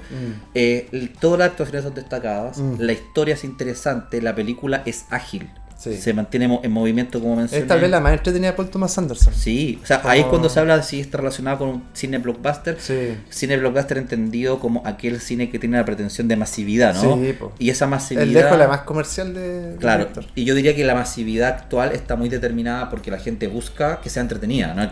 ¿Cuál es el comentario típico de la persona? Esta película es lenta, o sea, Le sobran una hora. de sobre una hora, claro. La gente no tiene paciencia, ¿no? Claro. Bueno, no vamos a criticar eso, cada uno con sus gustos, pero creo que esta película sí va en ese espíritu de que la gente busca películas estimulantes, se Sí. pasa bastante rápido, las actuaciones son buenas como mencionaba, Sí. y creo que propone una visión de un espíritu, de un zeitgeist de la época, de un tema que yo creo que es relevante de ser conversado, relevante de que el cine también como no solo entretención, sino el cine como parte de discusión, ¿o no? Sí. De decir lo que uno piensa en este mundo, digamos, el Mm. mundo cinematográfico, y eso también lo valoro mucho porque pone un tema sobre la mesa y de una manera entretenida también, Sí, digamos. muy actual. Así que bueno, yo le aconsejo mucho, usted también. No. Gran película. ¿Va a ganar el Oscar o no? Tendría que ganárselo todo. Ahora, hay una película que se llama Hamnet, que es de la Chloe Zhao. Sí, pues yo me leí el libro el año pasado. Sí, Súper interesante. que tiene que ver con el mito Hamlet de William Shakespeare, que está basado en esto. Que un poco lo que hizo Northman también, que también tomó cosas de eso. Estoy esperando bastante esa película. Hay que verla. ¿Y cómo se llama la Pero, nueva película del director de Parasite? no me acuerdo, pero sí hay que verla. Esa hay que verla. Sí. No es del director de Parasite, es del director de Old Boy, de The Park Old Chan Boy. Wook. Ese. Esas son las dos películas que falta ver para dar el veredicto. Sí. Pero está difícil que se lo quiten a esta película. Hoy por Muy hoy. difícil. Si usted estuviese en el jurado y No, tuviese esta- que votar, esta ¿Sinners o One Battle After Esta Another? tiene que ganar todo. Listo. Todo. Game, Set and Match. Sí, no, lo siento mucho, pero saliste en el año equivocado. Lo siento mucho, Sinners Lovers. Igual ahora, ojo, que Buena película en Sinners, su en todo momento... caso. Está en HBO, creo ya. Sí, sí. Paul Thomas Anderson, habríamos dicho lo mismo cuando sacó del Will Be Blood, que tendría que haber ganado todo, pero llegaron los Coen con una de sus mejores películas de su filmografía y lo ganó todo. Así nomás. Pero esta vez está difícil quitarle a Paul Thomas Anderson lo que se merece desde siempre. Hay que hacer quizás otro capítulo donde conversemos de otras películas. Sí. Yo iba a hablar en este capítulo, en vez de Annie Hall, iba a hablar del Hilo Fantasma. Déjala pendiente porque no la he visto y la quiero ver. Mira, Así qué que, mejor. Listo. Así que con eso nos vamos a despedir de este capítulo que espero que se hayan entretenido mucho. Así es. El siguiente espero con muchas ansias que sea antes de su nueva partida. Usted se va a ir pronto. Sí, pues. ¿Cuánto se va? No, es 10 días. ¿no? 10 días. Sí. A ver si alcanzamos a lograr el siguiente, donde habíamos comentado hablar de cosas japonesas. Así es, hay harto que hablar ahí. Jueguitos y cine. Listo. Así que, bueno, padre, ¿qué quiere que le diga? Buenísimo como siempre la conversación. Muy bueno. Gracias a los que vieron, gracias a nuestro público, gracias a Albito. Y nos vamos a ver en una próxima ocasión aquí en ¿Qué me quita lo jugado y quién me quita lo visto? Chao, chao. Exacto.